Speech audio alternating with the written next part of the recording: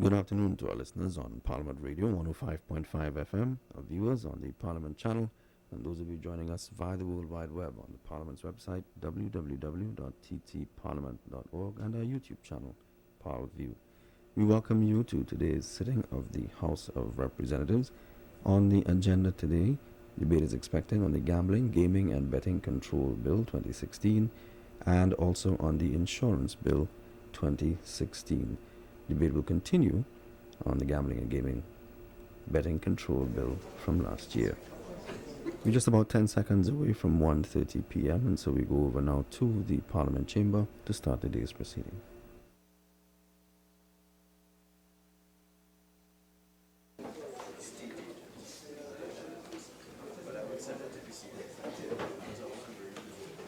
The Honourable, the Speaker.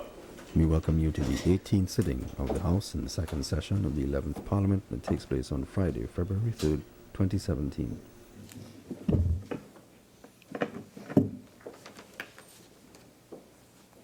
Almighty God, we give thanks to you, the Creator of the universe, and humbly beseech you to direct and prosper the deliberations of the members of this House here assembled for the advancement of your glory and the trust and welfare of the people of Trinidad and Tobago. Grant that peace and happiness, truth and justice may be established among us for all generations. Amen. Amen. Namaste.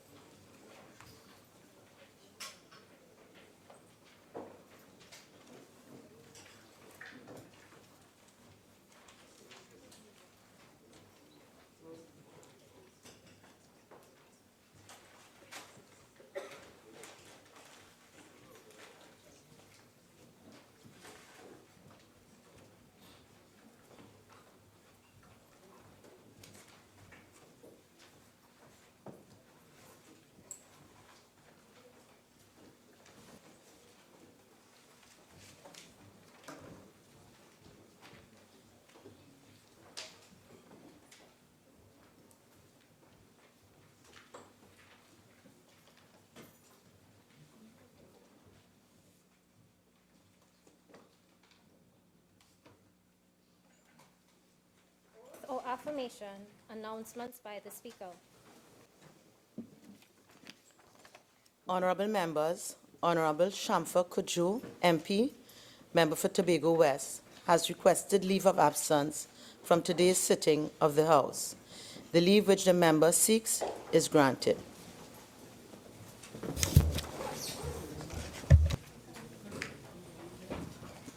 Bills brought from the Senate, petitions, papers. Minister of Finance.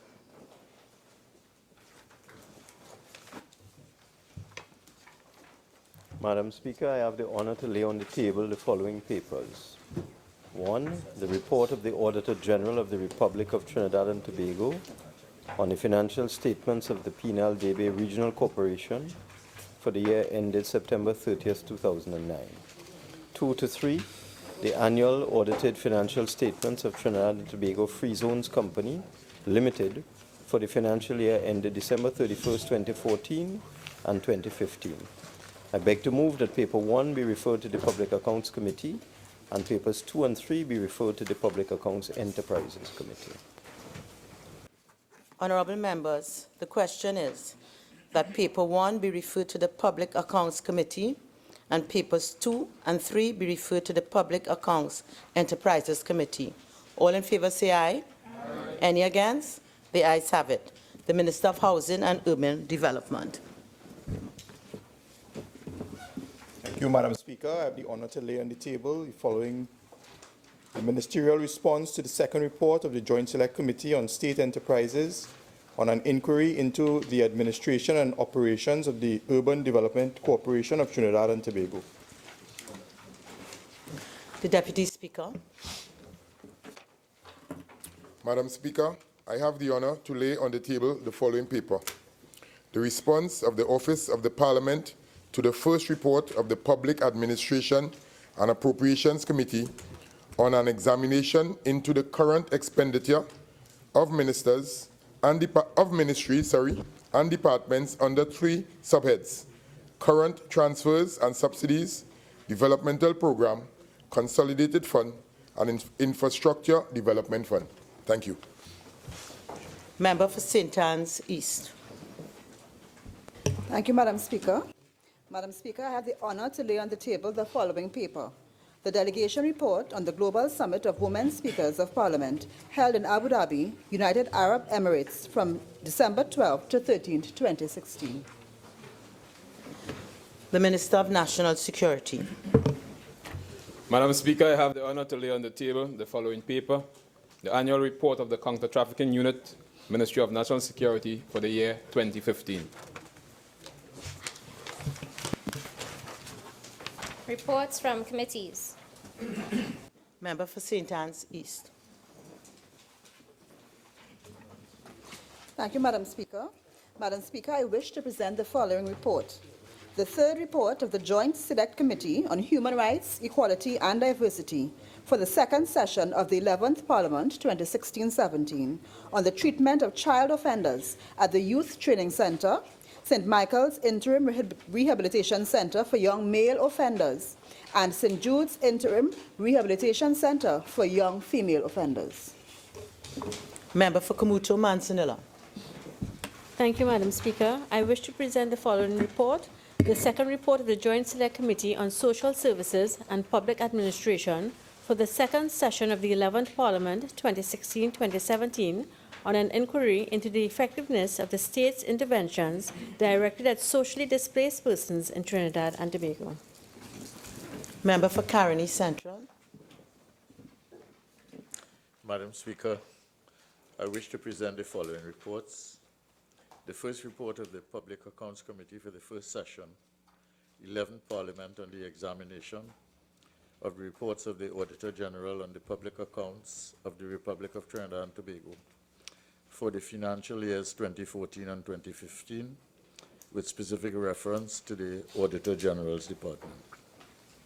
The second, third, fourth, and fifth reports of the Public Accounts Committee for the first session, 11th Parliament, on the examination of the report of the Auditor General on the public accounts of the Republic of Trinidad and Tobago for the financial year 2014, with specific reference to the following ministries: Ministry of Tourism, Tobago House of Assembly, Ministry of Energy and Energy Industries, Ministry of National Security.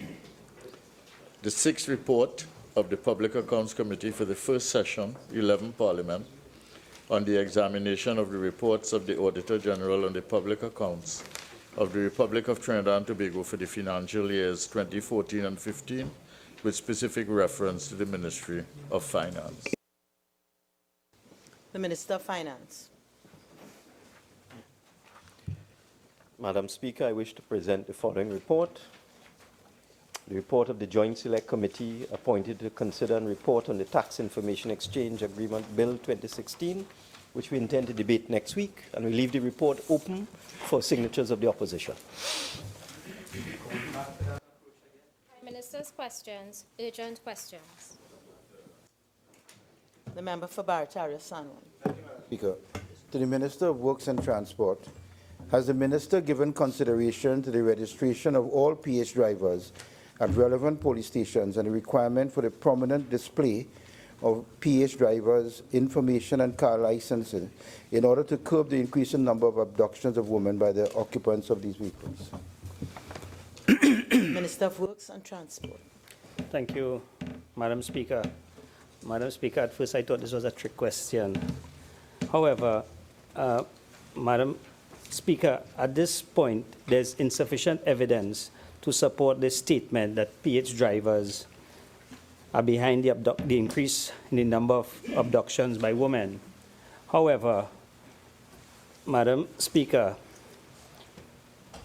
the registration of PH drivers at the relevant police stations and the requirement for the display of PH taxi drivers' information and car license is not being considered at this time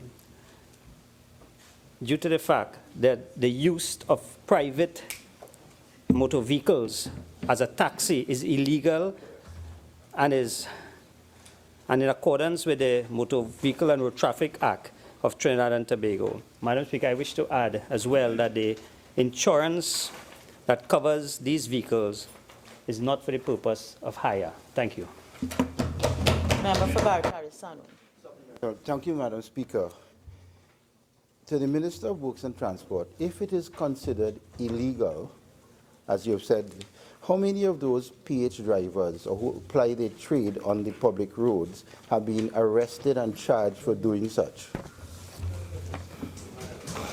Madam Speaker, the Ministry of Works is not in a position to prosecute anybody. That is a question that should, for law enforcement, and should be posed to the relevant minister. Thank you. Supplemental. Thank you, Madam Speaker. Could the Honourable Minister indicate whether this same approach is being applied to Uber? Uber. Madam Speaker, through you, the ministry have put out quite a few statements on the Uber situation. I met with both myself and the Attorney General met with the principals of Uber. We informed them that their service in Trinidad is illegal, and we expect that the law enforcement agencies will do what they have to do. Thank you. Member for Couva South. Thank you, Madam Speaker. To the Minister of Energy and Energy Affairs, in light of recent reports that the National Gas Company intends to dismiss 150 workers by the end of February 2017, could the Minister please verify the authenticity of these reports? Energy and Energy Industries. Thank you, Madam Speaker. I'm advised that the report is not authentic.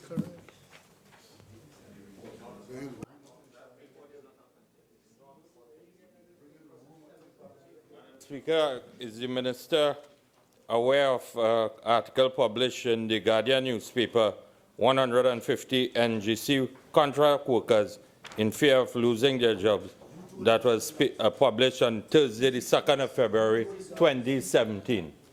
Minister of Finance, Minister of Energy and Energy Affairs. Thank you, Madam Speaker.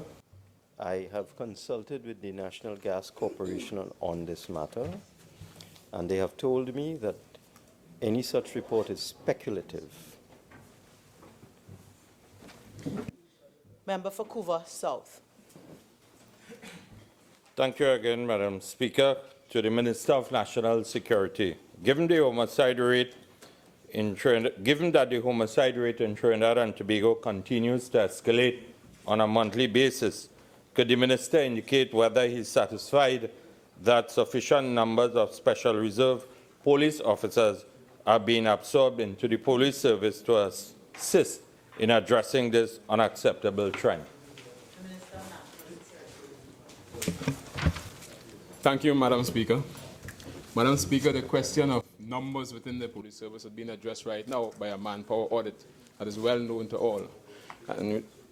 But I would also add that the Commissioner of Police has in fact started looking at the use of the absorption of Special Reserve Police to add to the strength of police. And in fact, that is being done based on selective criteria that they must fit in respect of qualifications, passing polygraph tests, etc. Madam Speaker.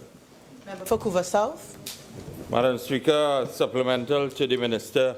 In light of a commitment that was given to the President of the, or now General Secretary, sorry, of the Police Social and Welfare Association at that time, Anand Ramesa, in March of 2016 to absorb between 1,500 to 2,000 SRP into the current police service. What has become of that commitment, Mr. Minister? Minister of National Security. Madam Speaker, I just mentioned a while ago that the Commissioner of Police have started absorbing Special Reserve Police into the regular, and have done that based on the selection criteria of those who fit age criteria, qualifications, and passing polygraph tests, etc. Madam Speaker. Based on what the Minister stated, could he advise this House how many officers have been absorbed into the current police service from an SRP point of view? Minister of National Security. Madam Speaker, I do not have that number this point in time. Member for Kamuto Mansinilla. Thank you, Madam Speaker. To the Minister of National Security, could the Minister inform this House whether there is any concrete evidence to support increasing claims by members of the public that there exists a thriving human trafficking network? Minister of National Security. Thank you, Madam Speaker. Madam Speaker, while there is evidence that there is human trafficking in Trinidad and Tobago, there is no concrete evidence at this point to support that there exists a thriving human trafficking network in Trinidad and Tobago. Member for Kamuto Mansinilla. Honourable Minister, in light of the fact that there is in fact evidence, what measures are you taking, or the ministry is taking, to deal with this illicit activity? Minister of National Security. Madam Speaker, the counter-trafficking unit of the Ministry of National Security, working together with the law enforcement, continues to monitor incidents of human trafficking. And we've done so even to do extensive public awareness campaign to deal with counter-trafficking, to deal with the movement trafficking in persons, Madam Speaker.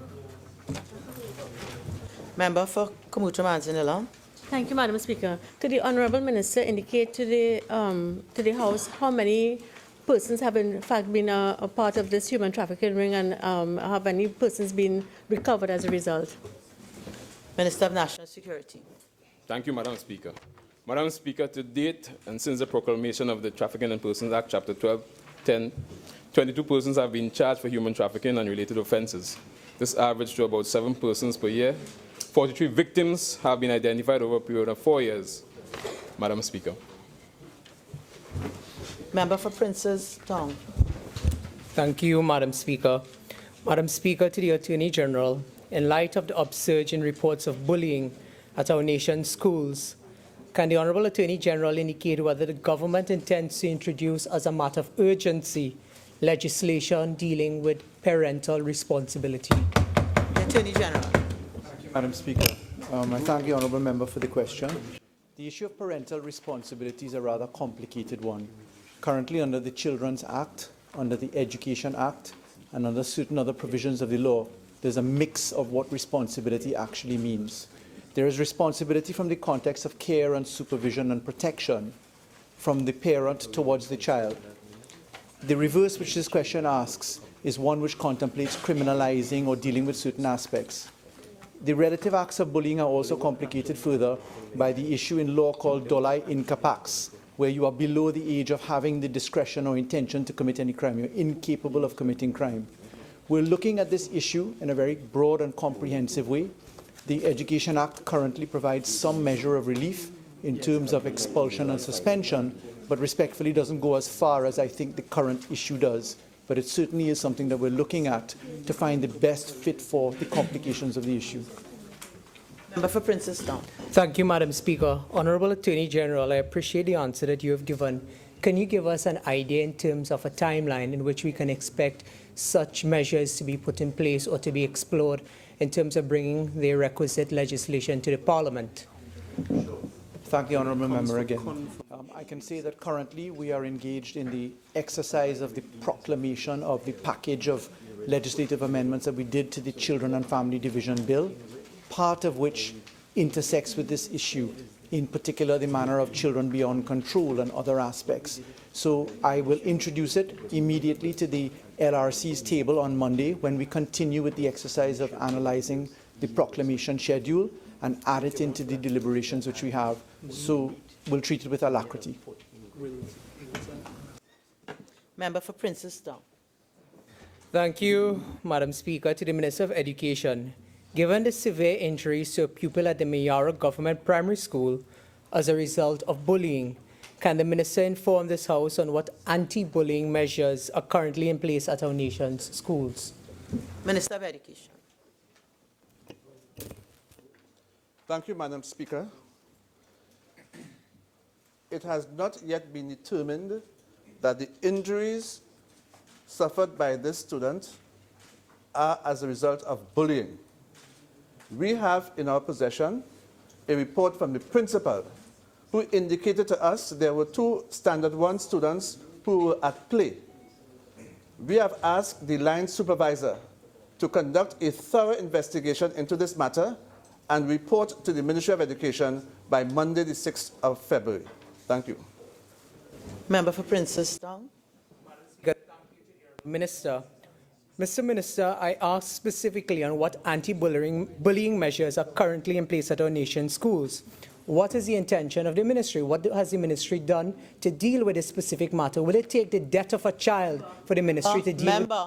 Member, it's one question at a time. What is the question? Asking, Madam Speaker, we're going back to the original question. What are the measures in place at the ministry, if any? Is it going to be that we are waiting on the death of a child before measures are implemented by the Ministry of Education? The minister has not indicated what. Minister of Education. Madam Speaker, I answered the question in the context of the question that was posed to me. At the Ministry of Education, in fact, in our school system, we are guided by the Education Act, which gives the responsibility to principals and teachers that they must preserve the safety of our children. If these rules are disregarded, then there are certain measures that must be taken. But I would like to tell this House that the Education Act and school regulations provide for any acts like these. Let me re-emphasize, in the context of the question that has been asked, we cannot determine whether the injury of the child was as a result of bullying. Member for Princestown. To the Honourable Minister. So, Minister, in fact, what you are saying is that nothing has been done by the ministry and there are no guidelines. That is essentially what you have said. Minister of Education. Madam Speaker, I don't think I need to answer that question because he's making a statement. I already made it very clear. I made it very clear that at the level of the Ministry of Education and at the level of the school system, we have adequate measures in place to deal with any infraction of discipline. Thank you. Member for Princestown. Thank you, Madam Speaker. Madam Speaker, to the Minister of Community Development, Culture and the Arts. Given reports of a severe shortfall in financial assistance to the organizers of both Chutney Soca Monarch and the Soca Monarch competitions scheduled for the carnival period, can the Honourable Minister inform the House the exact quantum of financial assistance granted to the organizers of both competitions? The Minister of Community Development, Culture and the Arts. Thank you, Madam Speaker. The Chutney Soca Monarch for 2016 has been granted $1,180,000, whereas the Soca Monarch for 2017 has been granted $1,380,000. Member for Princestown. Thank you, Madam Speaker. Honourable Minister, can you indicate to us what were the requested amounts from both organizations in terms of financial assistance coming from the ministry? Minister of Community Development, Culture and the Arts. Thank you, Madam Speaker. I do not have that information before me at this point in time. Member for Princestown. Thank you, Madam Speaker. Would the Honourable Minister give the undertaking to provide the House with that information as soon as possible? Madam Speaker, certainly. Member for Orpooch West. Thank you, Madam Speaker. To the Minister of Education, given the imminent closure of 14 special needs private schools due to cuts in government funding, can the Minister please state what measures he intends to take to avoid this most unfortunate catastrophe? Minister of Education. Thank you very much, Madam Speaker. Let me begin by saying quite clearly that these 14 special needs private schools are not in danger of imminent closure. Let me also state that there have been no cuts in government's funding for these schools. Thank you. Honourable members, the time for urgent questions has been spent.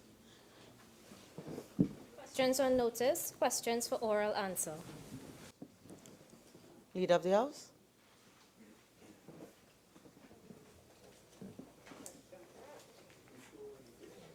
Madam Speaker, we are asking for deferral of question number 29 for 1 week.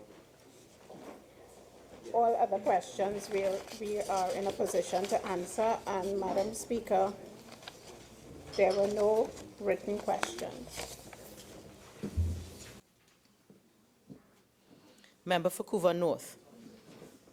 Madam Speaker, question number 37 to the Minister of Tourism. Minister of Tourism.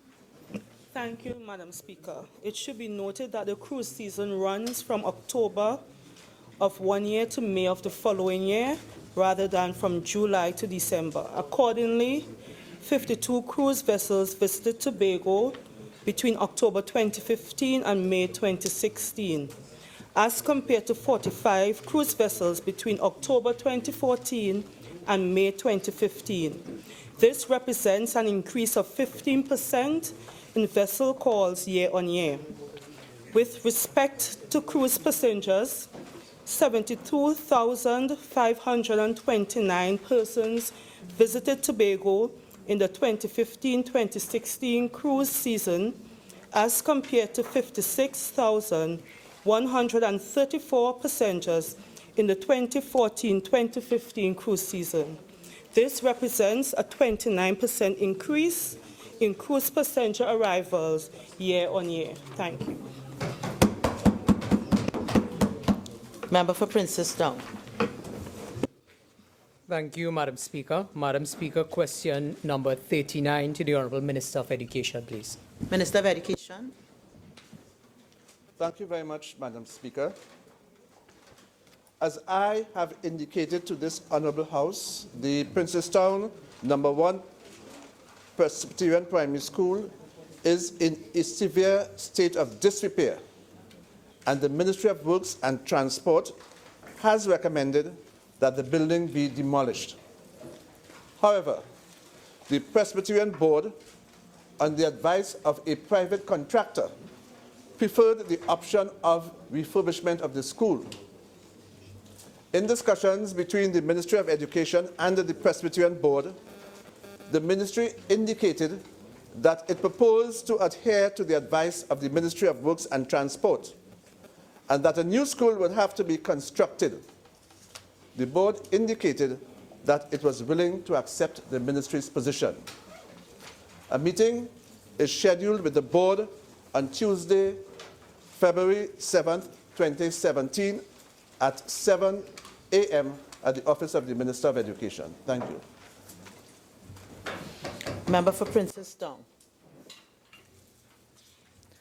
Thank you, Madam Speaker. Madam Speaker, question number 40 to the Honourable Minister of Works and Transport, please. Minister of Works and Transport. Thank you, Madam Speaker. Madam Speaker, on Monday of this week, I had the opportunity to attend a Ramayana in Hindustan. And yes, and I took the opportunity to visit the Ghat Road. Yeah, to visit the Ghat Road to see firsthand what the Ministry of Works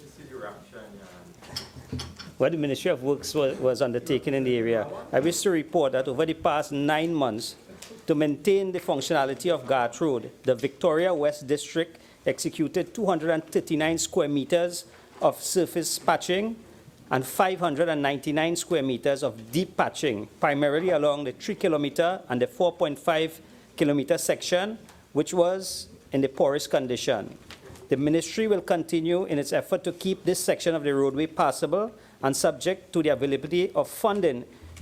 It proposed to complete rehabilitation on the roadway later in 2017 at an estimated cost of $1 million. Repairs to landslips along the road are also scheduled to continue later in 2017 once funds are available. Thank you. Princess Down. Madam Speaker, thank you. Honourable Minister, this continues to be a continuous problem on that Ghat Road because of the soil type of that particular area. Could the Honourable Minister indicate what would be the long-term measures in dealing with some of these problems on that Ghat Road, especially when it comes to some of these retaining walls and dealing with the landslips? Minister of Works and Transport. Thank you. Madam Speaker, we recently did a soil test in the area We are at this time awaiting the results of the soil test. Once that come in, we'll design a retaining wall that will assist us going forward, and all research right now is being done to tell us exactly what has to be done in the area. Thank you. Member for Naparima. Thank you. The Minister aware that there are more than 10 unattended landslips on the Garth Road, and it is causing tremendous inconvenience. Could you give us a time frame by which residents will get some comfort by your ministerial action?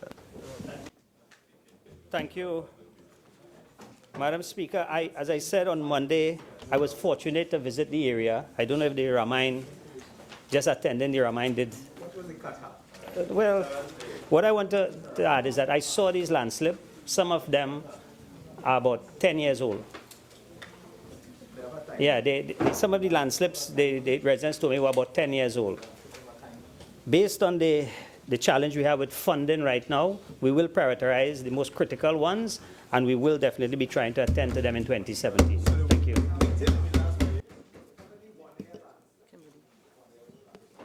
Request for leave to move the adjournment of the House on definite matters of urgent public importance. Member for Point of Peer. Thank you, Madam Speaker. In accordance with Standing Order 17.1, that I wish to seek leave to move the adjournment of the House for the purpose of discussing a definite matter of urgent public importance, namely the indiscriminate, unprecedented, and unacceptable number of murders taking place on a daily basis in Trinidad and Tobago. The matter is definite as it pertains specifically to the most vicious and brutal crimes that can be committed, that is the murder of some 58 sons and daughters of this country, which has occurred in a short space of only 33 days, the last 2 killings reported just today alone. The matter is urgent as it relates to the incessant and exponential rise in killings. In the face of every effort being made to address the situation as reported by law enforcement officials, the matter is also urgent because of the need for an immediate stop to the heinous and nefarious activities by criminals who have no regard for the lives of our citizens.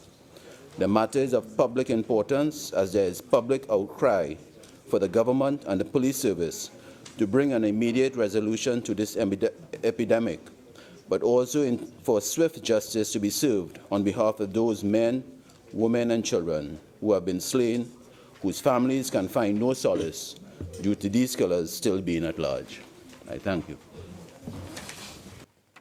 Honorable members, the purpose of Standing Order 17, adjournment, definite matter of urgent public importance, is to provide members with the opportunity to raise a matter which has both suddenly arisen and is of current national concern.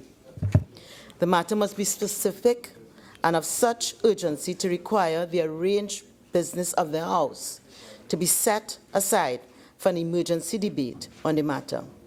It must therefore satisfy all of the following requirements.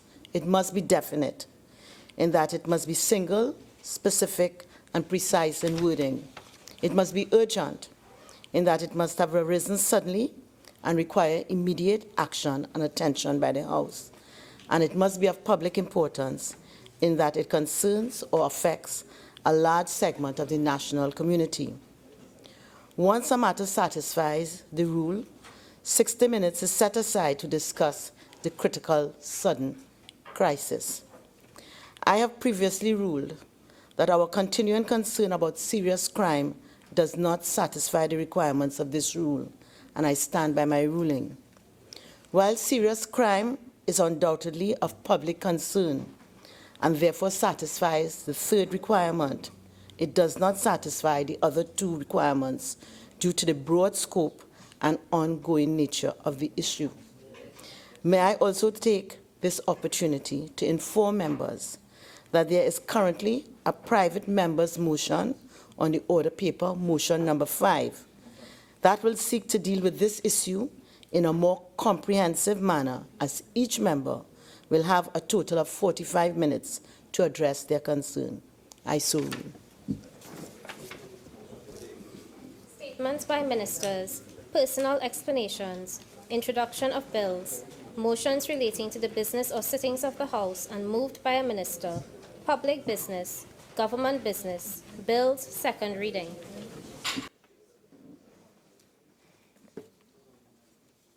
Honorable members, the debate on the second reading of the following bill, which was in progress when the House adjourned on Friday, November 18, 2016, will be resumed. A bill entitled, An Act to Provide for the Regulation and Control of Gaming and Betting and Matters Related thereto. Member for Chaguanas West. Thank you. Thank you very much, Madam Speaker. Madam Speaker, as I rise to speak on this bill entitled the Gambling, Gaming and Betting Control Bill 2016, I regard this as a piece of landmark legislation.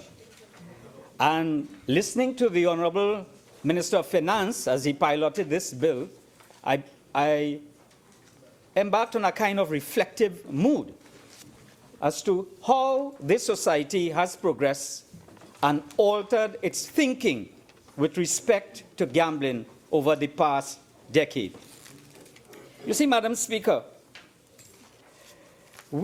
initially, gambling was seen as a sin and an evil.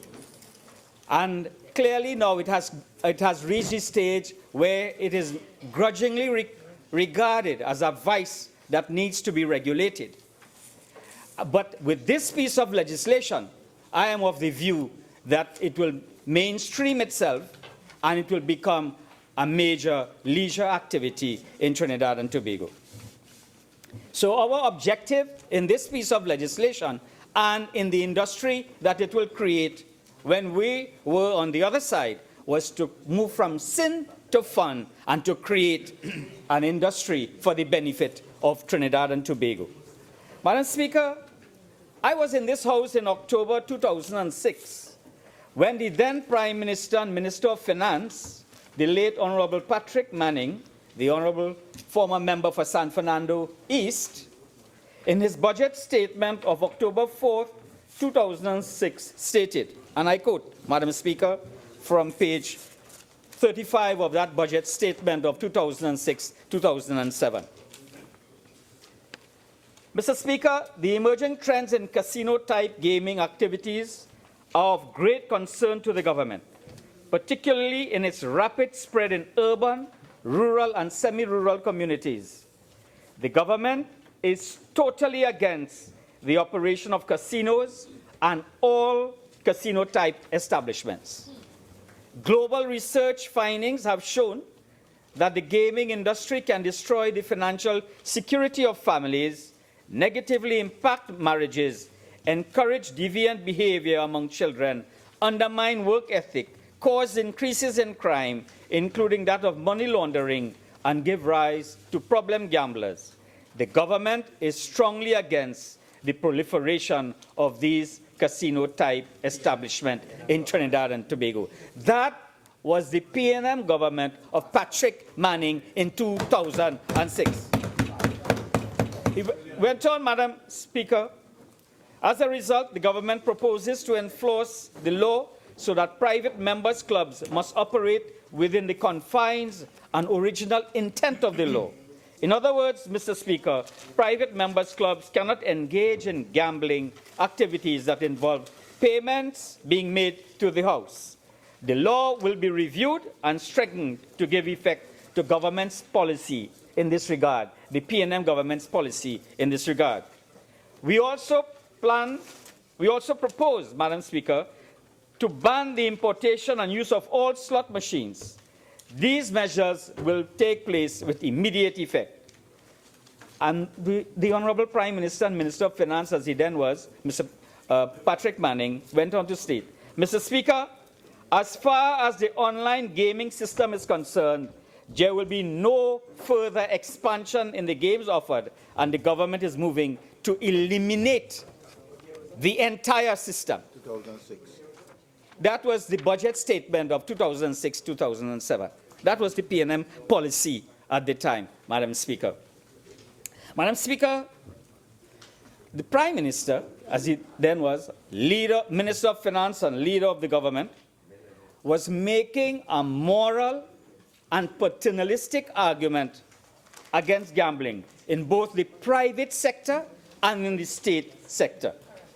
In his mind, notwithstanding the secular nature of the state and that there ought to be separation between church and state, Prime Minister Manning had embarked on a public policy position to ban gambling in both the private sector and the state sector.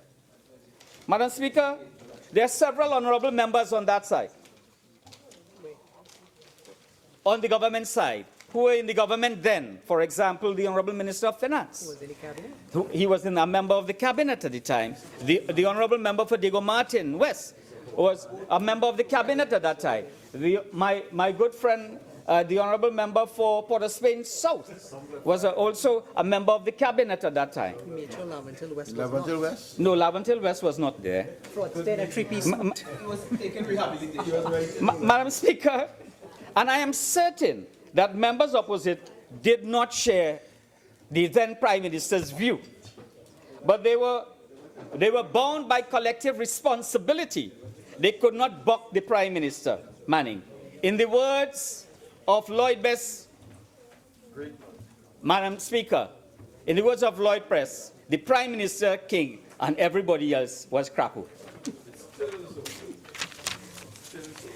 That's crazy. With the exception of Diego Martin. Madam Speaker, Crazy. that budget statement banning the importation with its both moralistic and paternalistic arguments really encapsulated the thought process then in the gaming, against the gaming industry by the public policy measures of the Manning administration. Madam Speaker, Professor Peter Collins, director of the University of Salford Center for the Study of Gambling, in his book, Gambling and the Public Interest, outlines what he categorizes as the 6 arguments against gambling. 1, the enforcement of morals. 2, the enforcement of morals argument. The paternalist argument. The human costs argument. The social costs argument, the democratic consensus argument, and the practical difficulties argument. For purposes of time, Madam Speaker, I would quote Peter Collins on 3 issues: the moralistic argument, the paternalistic argument, and the practical difficulties argument. Because you see, if we want to move, and we want to move the society from sin to fun, we have to be able to acknowledge the reality of what is happening in the society and be able to debunk of a lot of what is being said. Madam Speaker, enforcement of morals argument. This argument is the oldest and often called the moral argument as it concerns the view that gambling is immoral. Professor Collins points out, as I indicated in his book, most people think that it is morally wrong for the state to interfere with the essentially private choices of individuals about how they will spend their time and money, providing that they're not doing harm to anyone else, known as Mill's liberty principle after John Stuart Mill. In particular, it seems wrong for the state to interfere with these choices that do no harm to others solely on the grounds that some people, even many people, deem the activities in question to be immoral. So that is therefore, and Professor Collins then goes on to point out that there is only a minority of people who think in that kind of frame, Madam Speaker. The paternalist argument. Professor Collins described the paternalist argument as, and I quote, "Gambling is bad for people. It is the business of the government to prevent them from doing things that are bad for them. Therefore, government should stop people from gambling." He then goes on to explain that the argument differs from the enforcement of morals argument in that it does not require government to claim absolute knowledge of what is morally right and wrong for everybody, or the right to impose codes of moral conduct on individual citizens who don't subscribe to them in the area of private morality, where people are not harming one another. Collins states further, Madam Speaker, the paternalist argument against legalized gambling, prohibiting gambling because it is harmful, then seems to fail in part because gambling has not been shown to be harmful for the majority of people who engage in it. But even if it were, government would still not be entitled to prevent adult citizens from accepting the risk or even uncertainty if they judge it to be worthwhile and choose accordingly. Madam Speaker, so that in the period 2002 to 2010, that was the approach.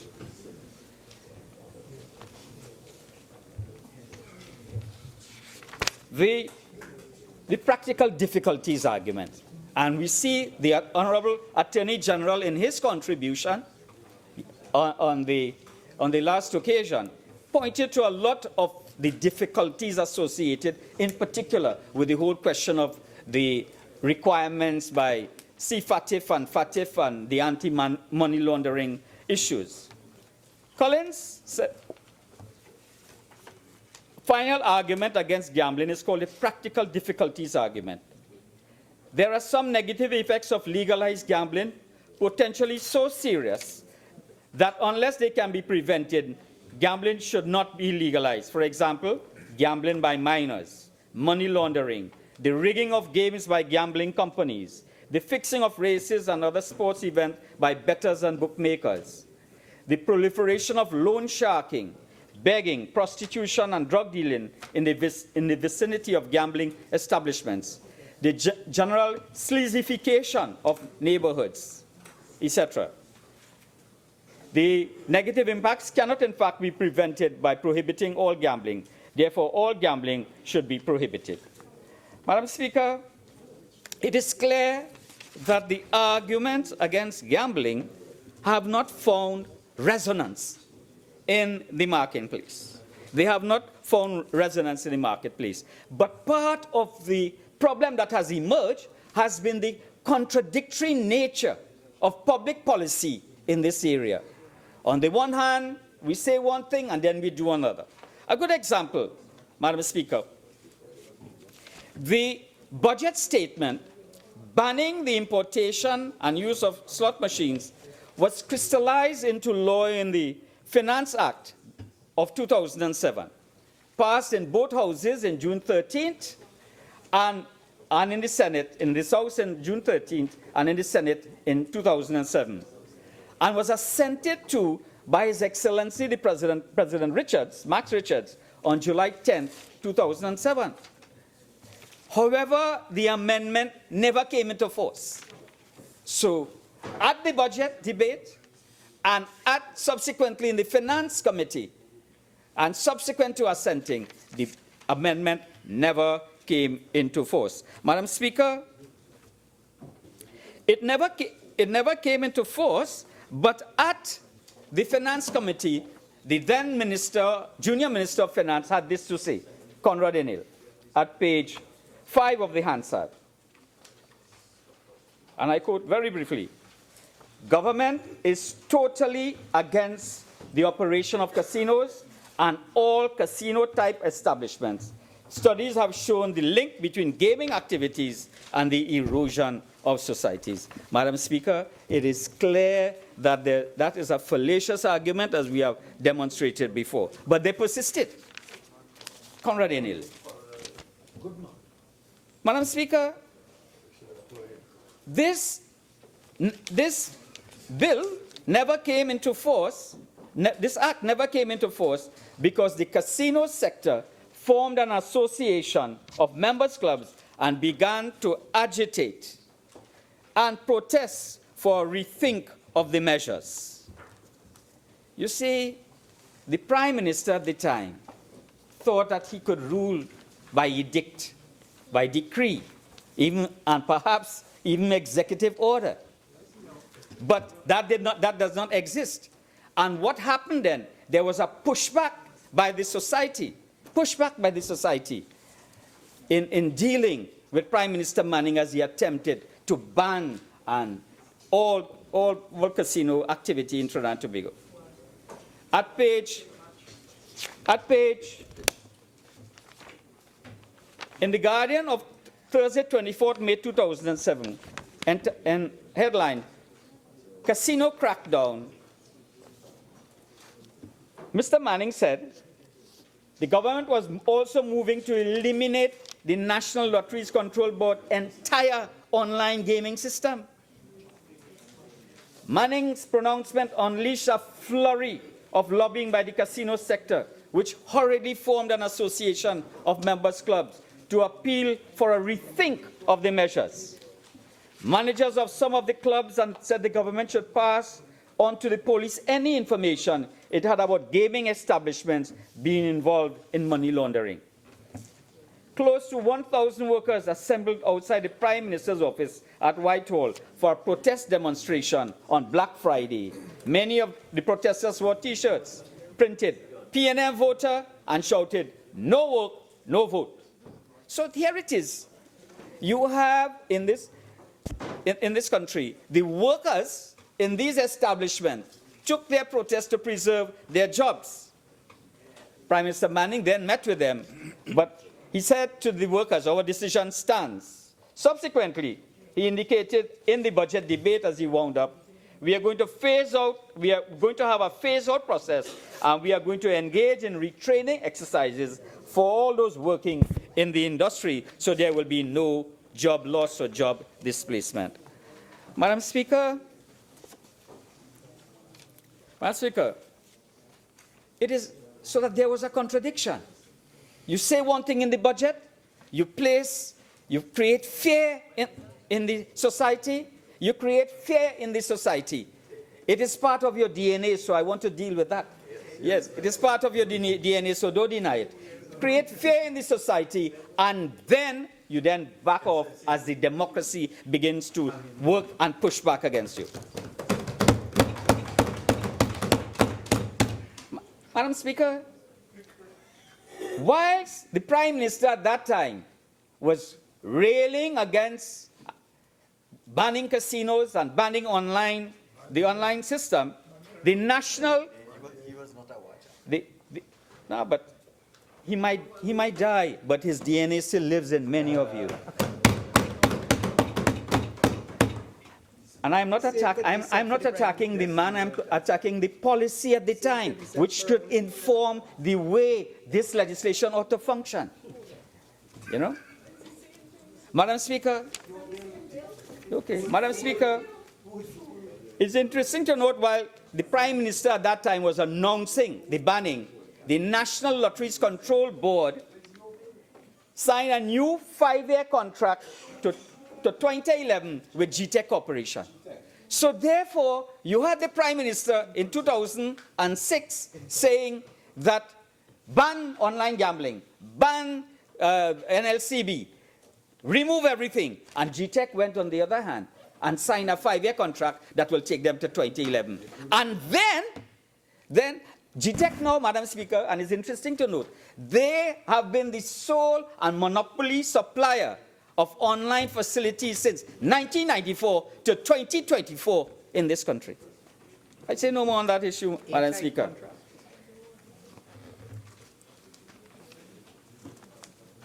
So that therefore what you have is a contradictory nature, the contradictory nature in forming public policy in this area of gambling.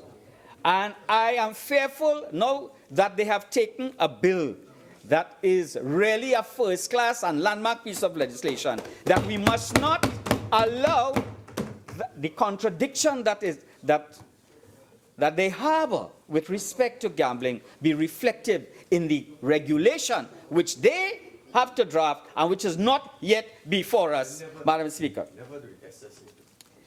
So that what was the effect of this kind of contradiction, Madam Speaker? In the period 2002 to 2010, there was a hiatus of a regulatory framework for a regulatory framework in this sector.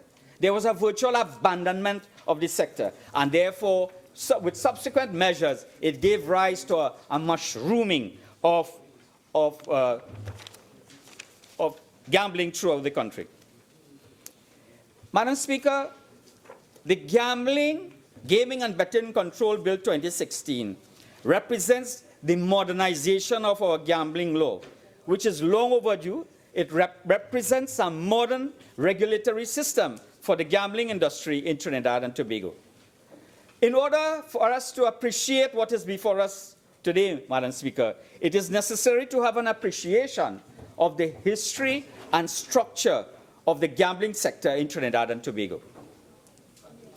The gambling industry in Trinidad and Tobago consists of two main sectors, a state sector and the private sector. Madam Speaker, the state became directly involved in gambling in 1968 under Eric Williams with the National Lotteries Act. And that came about, and you have the National Lottery and Scratch came about in 1968. That's horse races in the private sector, and I come into that. So the National Lotteries Control Board was created by the National Lotteries Act, which is a central authority to manage and regulate the four major types of gambling activities by the state. The National Lottery, which was a book, and you had to wait 2 weeks in order for you to know if you won the prize or not. And that was cannibalized in 1994 with the online gaming, the Lotto, the Playway, and the other online games called Cashpot and Pick2 and so on, Madam Speaker. Madam Speaker, it is interesting that the Honourable Minister in his presentation was silent as to whether or not the NLCB as an operator of commercial gambling will be brought within the single system of licensing and regulation. Well, he has indicated to look in committee, and I will go on to indicate that with the GLI report, that they have made a recommendation that there should be one single regulator across the board in order for us to promote fairness and efficiency in the gambling sector, and I agree with that principle. So, Madam Speaker, in the private sector, there are 5 major gambling activities, both of a legal and illegal nature.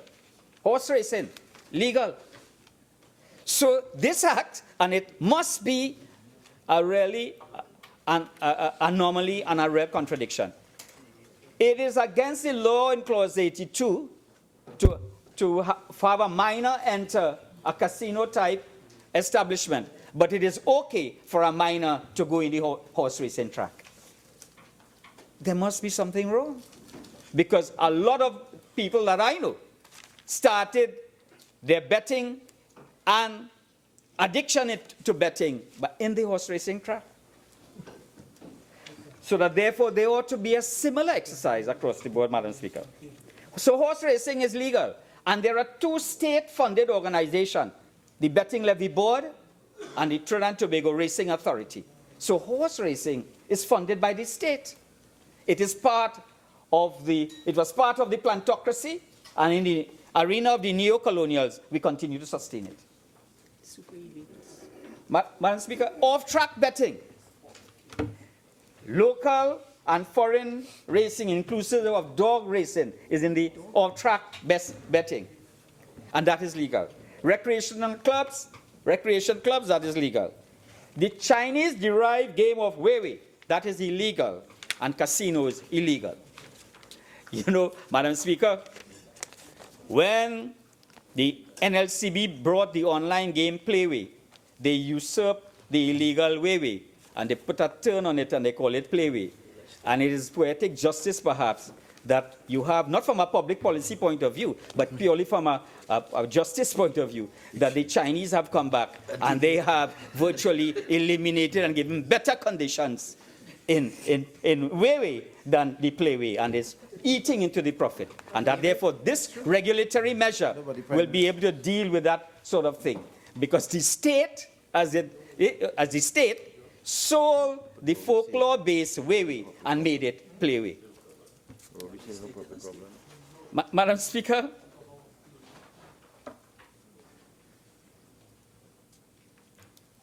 Madam Speaker, the Honorable Minister of Finance, as he then was, provided the rationale for not bringing horse racing and the other entities into the realm and the embrace of the statutory regulator.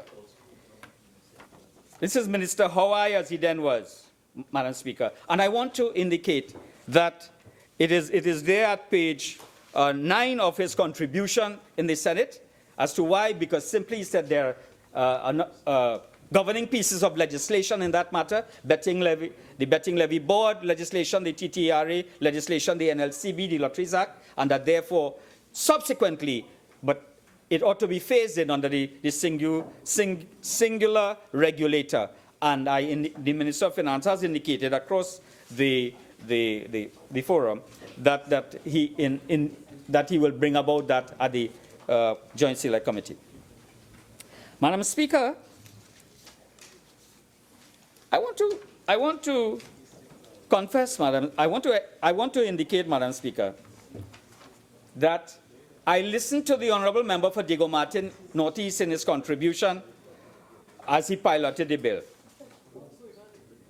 And I really want to congratulate the Honourable Minister on his presentation for keeping to the script bequeathed to him by the former Minister of Finance, Larry Hawaii. One only has to read the Hansard record of the 9/36/2015 and compare it to that of November 18, 2016, and you could see that he kept to the script by the... No, he kept to the script. Secondly, Madam Speaker, I want to express my surprise that the Honourable Minister of Finance confessed that the People's Partnership under the leadership of the Honourable Member for Siparia had taken the proper and correct public policy approach in seeking to regulate this sector. Yeah. I want to make reference, just in case it is questioned, Madam Speaker. He said, read it. At page 33 of his contribution, Madam Speaker, She did say the government was... we are satisfied now. This government is satisfied, and I'm quoting the Honourable Minister of Finance, the member for Diego Martin Northeast. We are satisfied now. This government is satisfied that the approach of the last government and persons before that who had sought to regulate the sector is the correct approach. It is the correct approach. There is no point in trying to push it underground, Mr. Deputy Speaker, because all they will do is just have more and more illegal activity. So, Madam Speaker, so there is recognition and acceptance by the government, by the administration led by the Honourable Keith Rowley, that the approach taken was the correct approach in dealing with this whole question of gambling in this country. So there's recognition and acceptance that the People's Partnership policy prescription was right because their diagnosis was right. We had extensive and in-depth consultation, as so you have, as indicated in his presentation. Thirdly, Madam Speaker, the Honourable Minister of Finance provided another vital recognition in his presentation. It was the crucial parliamentary process element. He recognized that this bill requires a special majority and that the votes of the honourable members of the opposition was essential for the passage of this piece of legislation. So that is a recognition that missed him in another piece of legislation, Madam Speaker. And I want to read because you see,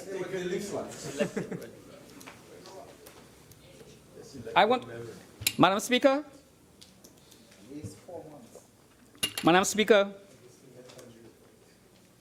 And I quote from page 41 of his contribution in the Hansard. I am not absolutely certain of this. But if it is the wish of honorable members opposite, because this thing requires a special majority, we on this side are not going to be so foolish to try and railroad anything. I think this requires, we on this side, meaning the government side, are not going to be so foolish and to try and railroad anything. It requires a special majority. It requires your support. That is what the honorable member for Diego Martin Northeast indicated. But he went on, Madam Speaker, to also recognize that the Parliament, in matters of this nature, matters such of fundamental nature, matters of a landmark nature, there's a role for the opposition. Your speaking time has expired. You have 15 more minutes if you intend to avail yourself of it. Yes, thank you, Please Madam continue. Speaker. Therefore, you have a situation where he said that he's going to send the bill to a joint select committee of both houses in order to have final consultations on the merit of this legislation. Madam Speaker, you know, the honourable member for Diego Martin West promised us a joint select committee in another incarnation. And I want to congratulate him for his enlightened approach in this matter. It is a pity that he played foolish with FATCA. Diego Martin Northeast. Madam Speaker, it is in the public's interest for gambling to be safe, not only for those who participate in it, but also in the way it impacts on the wider society. It is our own view that, and it is reflected in the legislation, that gambling must be conducted fairly, remain free of criminal influence and infiltration, and operate within a regulatory framework that provides protection for children and vulnerable adults. We also want to see, as we debate this new legislative framework for Trinidad and Tobago, a successful gambling industry that is able to respond rapidly and effectively to innovation in the technological sphere and to customer-led developments.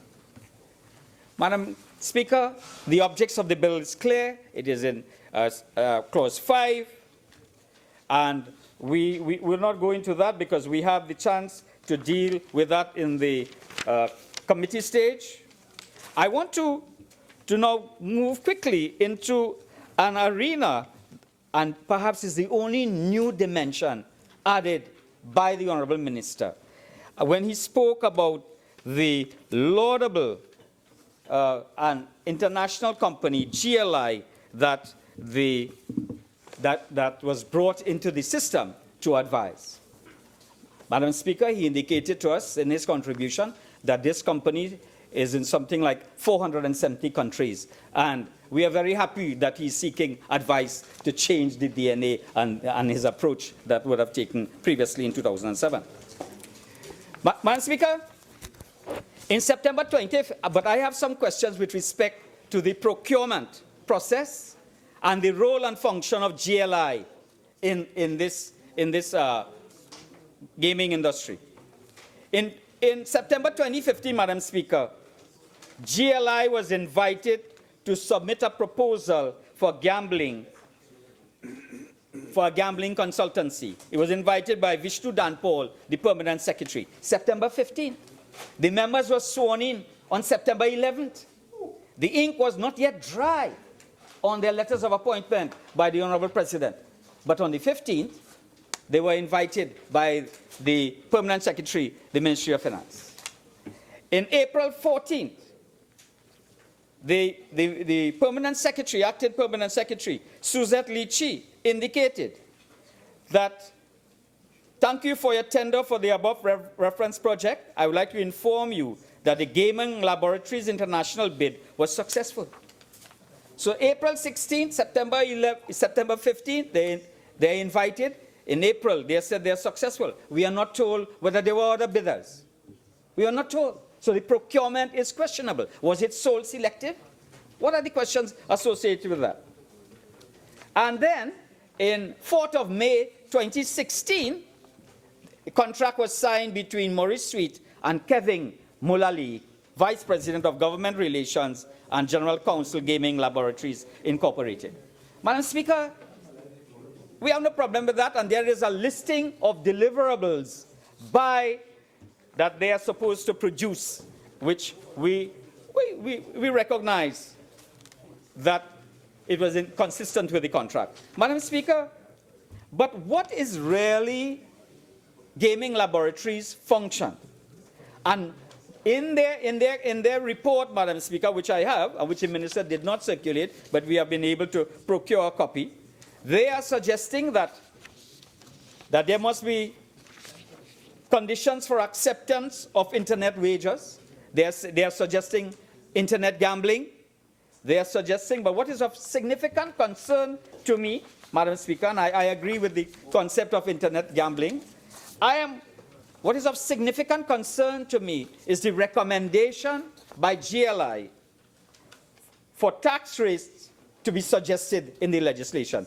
As the legislation currently before us indicate that there are certain tax rates per table and so on. But what you have, the recommendation of Gaming Laboratories Incorporated is a basis for tax rates that they are suggesting. Madam Speaker, and I quote from their report at page 32. We are proposing a moderate tax rate based on our belief that Trinidad and Tobago desires to have a moderate number of high-quality gaming establishments. In addition, the tax rates recognize Trinidad and Tobago's desire to maintain or increase employment in the gaming sector. Based on these goals, we believe the tax rates suggested will create an environment that is capable of meeting these stated objectives. Destination casino resorts to be defined in the Act, but will generally include multi-purpose hotel with a minimum of 200 rooms in Trinidad and 50 rooms in Tobago, and entertainment facilities with investments of more than 250 million and 100 million in Tobago will be taxed at a rate of 8%. Class A gaming, large-scale, high-quality gaming operation, to be taxed at a rate of 18%. Class B at a rate of 30%. Class C at a rate of 35%. Madam Speaker, and then mobile gaming licenses are available for resort-scale restaurants and so on. My question in these recommendations, are these recommendations going to be the policy position taken by the government with respect to taxation? Currently, you have the taxation per table and taxation per machine. What is going to be the public policy, the policy position of the government with respect to taxation on the basis of the recommendation of GLI? Madam Speaker, there is a homegrown indigenous entrepreneurs in the sector. You have people, they are foreigners also, but there are indigenous entrepreneurs in this sector, and that therefore we must give them the opportunity. There is a transition provision, but there is no grandfathering in the legislation. So that transition provision must be looked at with the context of what is happening. We are told that the current indigenous gambling entrepreneurs are over 30 years in existence, and that therefore they have survived, they have grown the sector. 8 minutes. Madam Speaker, and that therefore when you have a situation where the local entrepreneurs are being denied the opportunity to have bank accounts in which they can provide the monies accruing from their business because of the failure of the local banks or the local banking sector to provide them with the opportunity, because the first thing that they said is because of FATF requirements, because of anti-money laundering requirements. Madam Speaker, these local entrepreneurs have been in existence for over 30 years. And the local banking sector really abused their power in dealing with members of the entrepreneurial members clubs. And the retail banking sector, Madam Speaker, worldwide are some of the principal culprits in dealing with money laundering. Madam Speaker, only this week, Deutsche Bank fined, Deutsche Bank, the German-based bank, fined $630 million over Russian money laundering claims. $630 million. When there was the issue of terrorist financing in Trinidad, the money didn't come from a casino. It went to Royal Bank, and Royal Bank Canada picked it up. What is all local banks doing? They just put in pressure on the local entrepreneurs, not giving them an account and claiming anti-money laundering. You have to know your customer on the basis of that. But when there's a hold-up on the FATCA issue, they cry wolf. Similarly, Madam Speaker, HSBC, International Bank, pays record $1.9 billion fine to settle U.S. money laundering accusations. Citibank, which exists in Trinidad, caught laundering Mexican drug cartels' money. Barclays fined over 72 million pounds over elephant deal. It has nothing to do with elephant. It's just the gargantuan nature of the financial transaction. Madam Speaker, when you look at this legislation, which is the legislation inherited and bequeathed to the current administration by the People's Partnership, it is legislation that deals with every area. It deals with the anti-money laundering. It deals with the criminalization or keeping criminal infiltration out from the sector. It deals with the vulnerable problem gamblers and also prevents minors. It deals with the whole question of the revenue stream. It deals with the development fund to treat with the vulnerable. This piece of legislation, Madam Speaker, we commend. This piece of legislation requires fine-tuning at the Joint Select Committee in order to make it, business-friendly for this sector, in order for us to grow this sector to become an industry. And that, therefore, I commend this piece of legislation to, as agreed by the Honourable Minister, to a Joint Select Committee in order to facilitate. Yeah, he told me that, as indicated by the Minister. And I commend him for that. I commend him for that. Because we have to get it right. We have to get this right, and we can create jobs. We can sustain jobs. It is a $16 billion industry. It can grow in a multiple of that. If we can create destination hotels and destination business, there's a whole business opportunity. And given our parlous state of affairs in this country, we believe that it can provide and implement a diversification effort in order to assist the people and the country of Trinidad and Tobago. Madam Speaker, I thank you. Member for Port of Spain North, St. Anne's West.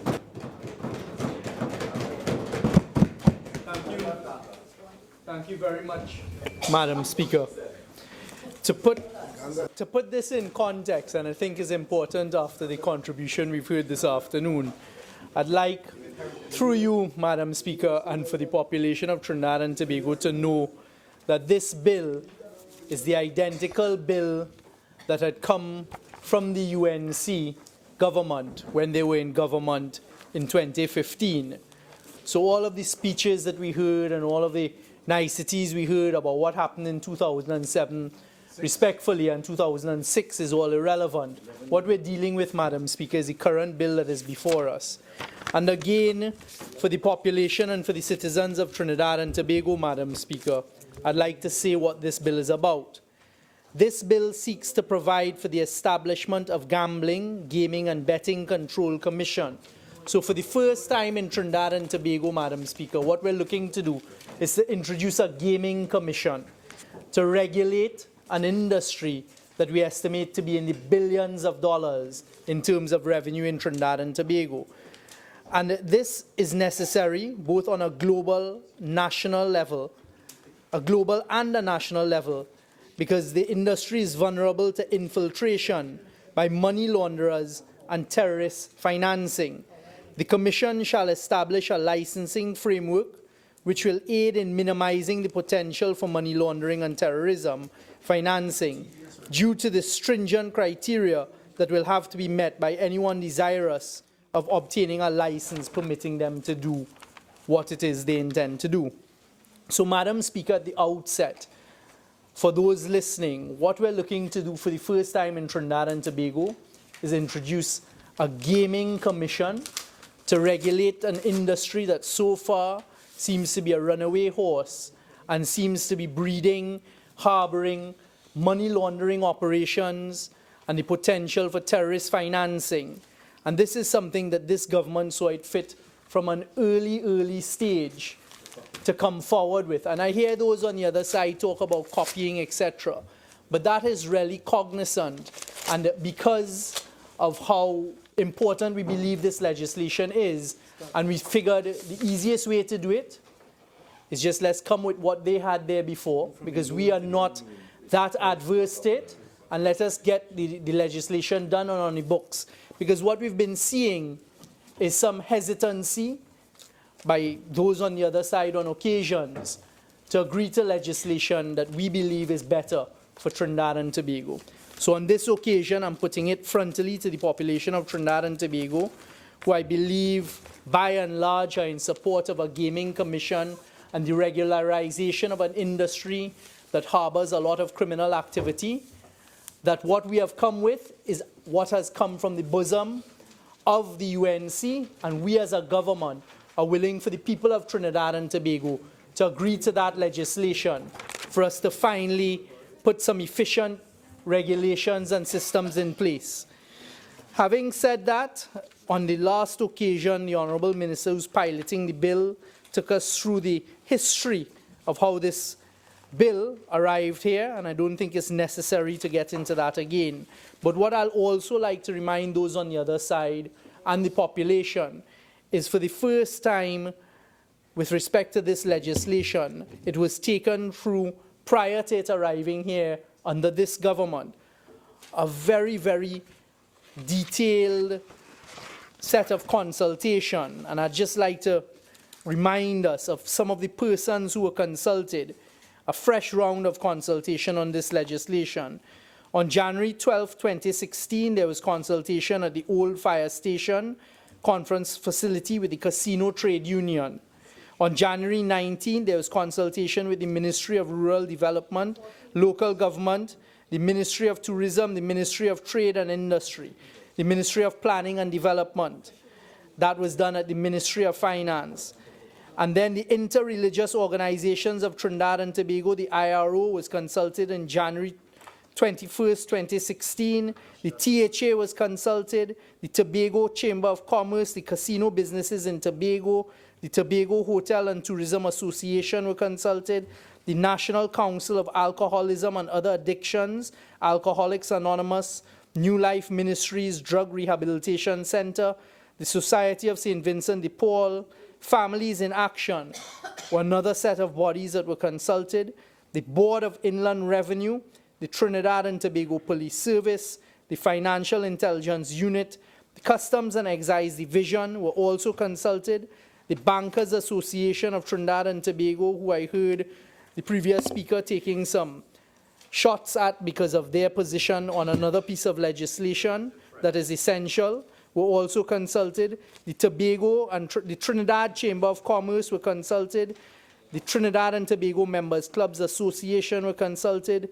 The Bookmakers Association, the Trinidad and Tobago Racing Authority, the Betting Levy Board, the Amusement and Gaming Association, the Racehorse Owners Association, the Racehorse Trainers Association, the Jockeys Association, the Arima Race Club, the Institute of Chartered Accountants, the American Chamber of Commerce, the National Anti-Money Laundering Committee, the Trinidad and Tobago Bureau of Standards, the National Lotteries Control Board.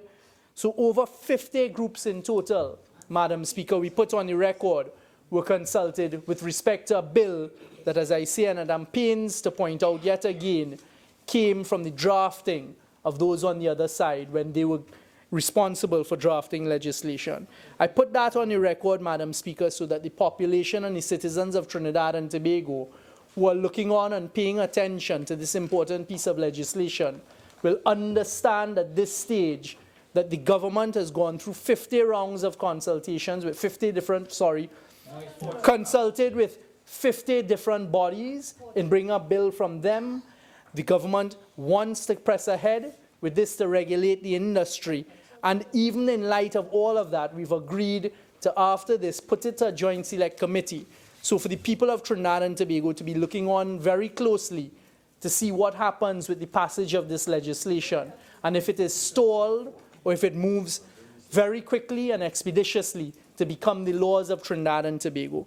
Madam Speaker, in addition to this being an opportunity to regulate the industry, it also is an opportunity for Trinidad and Tobago, as the Honourable Member for Chaguanas West just ended by saying, for some diversification of our economy, but more importantly, to raise revenue for Trinidad and Tobago. Because as we've been at pains to point out over the last 16 to 18 months, Madam Speaker, and I'll use the opportunity here again, unfortunately, because of how Trinidad and Tobago's economy is based on commodities, and in particular in the hydrocarbon economy, we have faced over the last period a drop of 92% in our oil and gas revenue.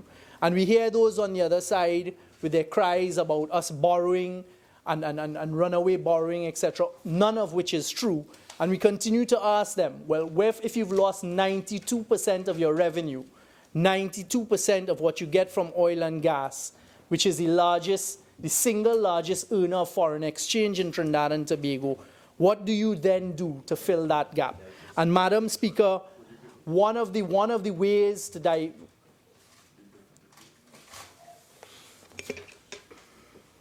The minister talks about a 92% drop. Is it impossible for this country to operate on a $50 price for oil and $3 for gas, US? So to continue, the Minister of Finance will deal with that.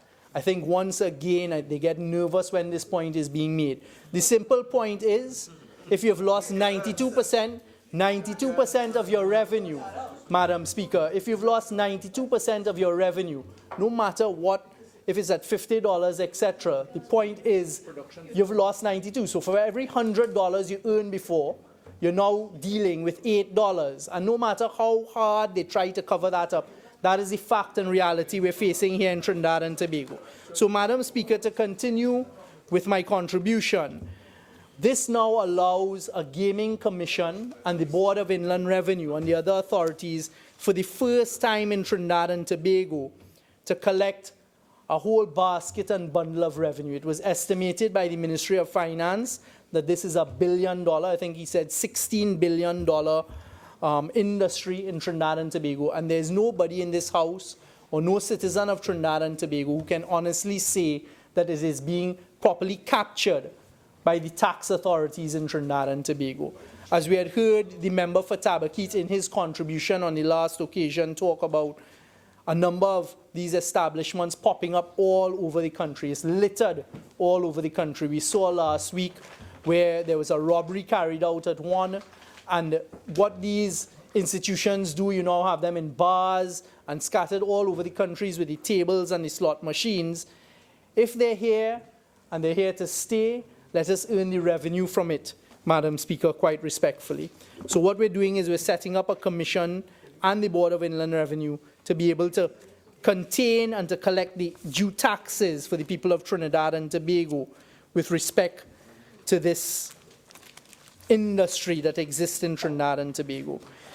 Madam Speaker, I referred a short while ago to this industry at this time having a tendency, or it being suggested, and I think the studies show that this is a way that money is laundered through this industry. We had heard a story not so long ago on an international scale of contractors. It's being suggested that this was one way contractors paid, and it's being suggested, former ministers. They would go into a casino and they would be able to pick up chips at a table and then utilize those chips now to go and encash it for cash.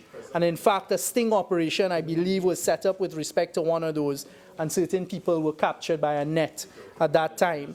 So now what we have here is the Commission for the first time having the ability. What we have here for the first time now is a commission being set up to regulate this industry, because we're finding that it is an area that money laundering and the financing of terrorist activities are taking place. This is something that the authorities are looking at, and they're asking for this type of legislation. Madam Speaker, in doing an analysis of what exists in other jurisdictions, what we'd like to point out is this is very progressive. And in some of the other jurisdictions, if you would permit me, I'd just like to refer to them very quickly so we could do a comparative analysis for those who may come after to understand what is taking place in other jurisdictions. In the United Kingdom, gaming and betting is legal and is big business. It comprises land casinos, poker rooms, retail betting shops, as well as online gambling. The industry in the United Kingdom has proven to be economically beneficial to the United Kingdom because it is properly regulated by statute. It provides jobs for a section of society and is a source of entertainment for its citizens, and most importantly, earns significant revenue for the government of the United Kingdom. So those are some of the philosophies that we're adopting here to bring into our system. Their Gambling Act 2005 provides for the establishment of a gambling commission. This commission is actually clothed with the same powers as the commission that we're proposing in our Gambling and Gaming and Betting Control Bill. Some of these powers, Madam Speaker, are preventing gambling from becoming a source of crime or disorder, being associated with crime or disorder, or being used to support crime, ensuring that gambling is conducted in a fair and open way, protecting children and other vulnerable persons from being harmed or exploited by gambling. In the United Kingdom, Madam Speaker, the Commission works closely with other authorities, such as the Customs and Excise Division and the police force, which is what we're proposing to do in our bill as well. In our Section 14 of our bill allows the Commission to provide information to the following bodies: the Board of Inland Revenue, the Financial Intelligence Unit, the Integrity Commission, Customs and Excise Division, Commissioner of Police, and the Betting Levy Board. So we have modeled, this bill is modeled by taking into consideration some of the factors that exist in the UK legislation. In the United States, Madam Speaker, another jurisdiction, many states in the United States have banned online gambling. We don't get into, this act is silent on online gambling. However, we are enable the minister in this bill to make an order subject to affirmative resolution of Parliament to amend the section and allow online gambling. So that is something that can be looked at in the future. In Macau, in China, which is a special administrative region of China in which gambling is legal, the only other region in China where gambling is legal, Madam Speaker, is Hong Kong. But in Macau, it is highlighted that there's a gambling industry that has successfully contributed in large proportions to its economy. So again, in looking at other jurisdictions, Madam Speaker, it's hoped that this will allow us a whole new revenue stream that we can then utilize for the national budget. And on pursuing Macau's law, it is seen that the relevant law in that region, like our proposed bill, also empowers a body appointed by the government to oversee the gambling and gaming industry, as well as to enforce the governing laws on gambling. And that body is called the Gaming Inspection and Coordination Bureau. In the Bahamas, Madam Speaker, they have a Lotteries and Gaming Act that regulates their gambling industry. And it provides for a gambling board similar to what we're proposing with a commission in this jurisdiction. Their board in the Bahamas ensures that the provisions of their act are adhered to by persons in the gambling industry. And the only difference is that whereas our proposed commission will be responsible for the granting of licenses to persons wishing to operate within the gaming industry, the board in the Bahamas can only consider such applications. There's a similar body set up in Jamaica, Madam Speaker, under their Betting, Gaming and Lotteries Act, which empowers in Jamaica their betting, gaming, and lotteries board to grant or refuse licenses and permits required by persons. So what we're seeing in some of those jurisdictions, Madam Speaker, and the simple point being made is if you're progressing and you're going to get a hold of this type of industry, it seems to be that an important element is that you have a commission or a gaming commission set up to regulate the industry. Madam Speaker, having pointed out to that, I'd like to just briefly go to some important sections of the bill, which I think are necessary for the listening public to understand. What we're doing under this bill, Madam Speaker, by Part 3 of the bill, is for the first time setting up a proper licensing regime. Because what exists under the current laws of Trinidad and Tobago, respectfully, Madam Speaker, are archaic. One must go to a magistrate's court and get private members' licenses, and then you may have tables, the various tables and the machines in your establishment, and you call it a members' club. And of course, as we all know, that may be utilized in a very loose manner. So for the first time, we're establishing a commission that will actually, as part of its responsibility and duties, deal with the licensing regime, which is found at Part 3 of this bill. And it says that everyone will require a license in the following circumstances: to own or operate a gaming establishment for the purpose of conducting gaming, to perform any specific function in connection with a licensed betting or gaming activity, to manufacture, fabricate, assemble, program, modify, or repair equipment. So that, Madam Speaker, for the first time now, you're regulating persons who manufacture, fabricate, assemble, program, and modify the equipment that is used in some of these gaming establishments. Also, you need a license to be able to sell, import, supply, or distribute this equipment. The gaming machines must be licensed to an owner. So again, Madam Speaker, you see that for the first time you're making the owners responsible to a commission and a regulatory body for what takes place in the establishment. What is quite interesting as well, Madam Speaker, is now for the first time, as I said a short while ago before we dealt with private members' clubs, but at Clause 32 now, for the first time, we're listing several categories of licenses. There will be gaming operators' licenses, gaming owners' licenses, bookmaker licenses, promoter licenses, gaming machine operating licenses, gaming machine distributor licenses, technical operators licenses, premises licenses, personal licenses, and any other license that the commission may stipulate from time to time. So again, Madam Speaker, respectfully, that is a very important element to be able to effectively manage and regulate this industry. For those who are already involved in the gaming industry, at Clause 54, we have a transitional period, a clause that deals with the transitional period, and it says that a person who at the commencement of this act owns or operates a gaming establishment or owns or operates gaming machines subject to the provisions of the Liquor Licenses Act, the Registration of Clubs Act, shall within 3 months of the commencement of this act notify the Commission of the existence of its establishment and machines, providing such proof of existence and operation. So, Madam Speaker, what is envisaged is for the already existing industry that we live with in Trinidad and Tobago. Within 3 months, they have to find themselves registered with the Commission so we could begin the regulation of what exists presently, and going forward, the Act would apply to them. At Part 6 of the bill, Madam Speaker, we deal with the taxes, and it sets out very clearly at Clause 66 the taxes that will be applicable on gaming tables and other devices. And what I found particularly interesting in this legislation that we're proposing, Madam Speaker, and I think it is very progressive, is we're establishing 2 funds. One is the Rehabilitation Fund, and the other is a Development Fund.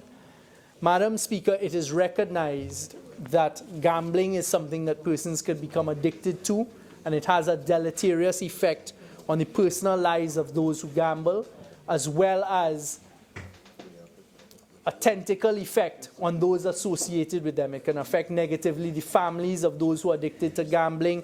It could affect communities and other persons. So for the first time now, via this legislation, what we're doing is we're saying those who house these gaming industries, who participate in the industry, we're going to collect from you and put into specific funds. We're going to collect from you money in the form of taxes and put it into specific funds. And the rehabilitation fund, Madam Speaker, is being established to assist non-governmental organizations and other groups working with vulnerable persons and their families suffering the effects of gambling addiction and other forms of harm or exploitation associated with gambling. And I think every member in this House, Madam Speaker, would agree that that is a very progressive move, and it is something that I would expect us to support. The Development Fund is established to assist persons in areas of sport, social and community work, arts and culture, Madam Speaker. So again, as happens all over the world, because of the amount of revenue that this industry generates, we're stipulating here via legislation that some of the money earned from gaming and gambling is to be utilized for sport, social, community work, arts, and culture. Again, very, very progressive. So two funds, one that deals with those with the addictions and the negative effects of gambling and gaming, and then another fund that deals with sponsorship and donations that are gained from this industry. For the first time, at Part 7 of the bill, we're dealing with enforcement issues, Madam Speaker, and we're saying that the authorized officer may undertake activities for the purpose of assessing and making sure there's proper compliance. And we're giving the officers who would be appointed by the Commission, Madam Speaker, or any authorized officer, the power and ability to inspect premises, to monitor the activities of a gambling establishment, to ensure compliance, to examine machines and equipment, to take copies of documents, records, or information, however stored in such form as he requires. Madam Speaker, immediately one can see the serious effect that this can have and the positive effect it can have on money laundering and other illicit activities. We're allowing them to investigate complaints, to remove and retain anything they reasonably believe has been used to commit an offense. Madam Speaker, at Part 8 of the Act, we then deem a number of offenses and set out a number of express offenses with respect to the Act, and talking about offenses that can be committed by persons who are not licensed, and then those who are licensed, how they can breach their license and the effects. And throughout the Act as well, Madam Speaker, we seek to protect our minors from these establishments and to protect other vulnerable members of the society. So, Madam Speaker, we believe that this legislation is necessary. We believe that this legislation is going to go a long way to assist in the cleaning up of the landscape of Trinidad and Tobago in this area, and in the fight against money laundering, in the fight against the financing of terrorism, two areas that this government is particularly concerned about. And Madam Speaker, we will soon be seeing, as some of the legislation has been laid on the table here today, as a government, we will soon be bringing very important legislation to Parliament that will assist in the following of the money, beneficial ownership, and other matters that we believe will assist in the fight and combat against corruption. So, Madam Speaker, for the first time, what we're looking, well, not for the first time, but this piece of legislation is meant to be an asset and a tool in the fight against corruption, money laundering, financing of terrorism in Trinidad and Tobago. Having said so, we join with the other side and hope that when this goes to Joint Select Committee, we in this House would do what is right for Trinidad and Tobago, and there'll be a very quick passage, and it will return to the House for passage and for it to become an act, and that the Commission would be able to get on with the type of work we, the legislators, intended to do. Madam Speaker, I would like to thank you for the opportunity to contribute. With those few words, I would like to thank you. Member Perea. Thank you very much, Madam Speaker. In the words of the Honourable Minister of Finance, who piloted this bill, I think it was in November last year, he told this chamber that should he bring his decision to bring the same bill as that from the 2015 period was to have harmony in policy between the government and the UNC. And today, and looking back at the days of the debate on this bill, a bill for an act to provide for regulation and control of the gaming and betting and matters related thereto, Bill number 10 of 2016, there is a great measure, I think, of consensus on the aims and objects of the bill, on basically most of the provisions of the bill. And I think on both sides that we agree there is need for further discussion, which could take place in a joint select committee. So it's a good state of affairs for us to be, given that this is an industry that is so extensive in reach and in depth, given it is an industry that has so many persons who are directly employed, persons who are indirectly employed, given the amount of monies that the Minister of Finance told us that is generated and is part of the turnover of this particular industry, given the fact that we are told that about 200 private members clubs conducting casino-style activities, given that there are about 20,000 amusement gaming machines operating in some 4,000 bars in the country, and I am told by the Honourable Minister of Finance from his contribution that there are about 20,000 slot machines, and these are the things in bars and pubs across the country. They are a very important component of the entertainment offered at the bars and so on. And of course, apart from entertainment, there is the turnover, and the Honourable Minister of Finance told us. And indeed, we did have a fair idea of the, as I say, of the depth and the reach of the gambling industry, which is why we caused the 2015 bill to be brought to this House.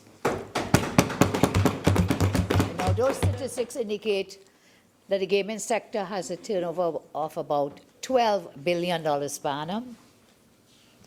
The sector employs, for some, about 7,000, we are told directly. Others say it's about 10,000, and indirectly going up to about 20,000 persons. And it's mainly women, Honourable Madam Speaker, employed in the sector. We had cause to interact with them way back from before 2015, and thereafter, more recently, through the if they could be called a trade union, but through the Association of Casino Workers.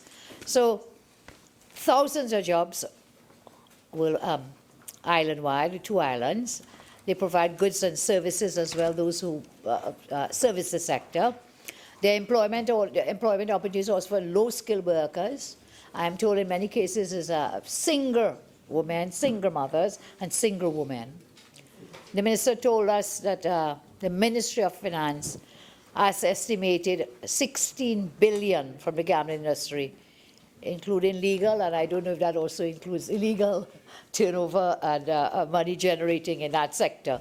So given all of that, and I agree with my colleague from Chaguanas West that, you know, much of what the Honourable Minister of Finance said in the Bill number 10 of 2016 were the very things that the then Minister of Finance, the Honourable Larry Hawaii, had said for Bill, interestingly enough, number 10 also of then 2015.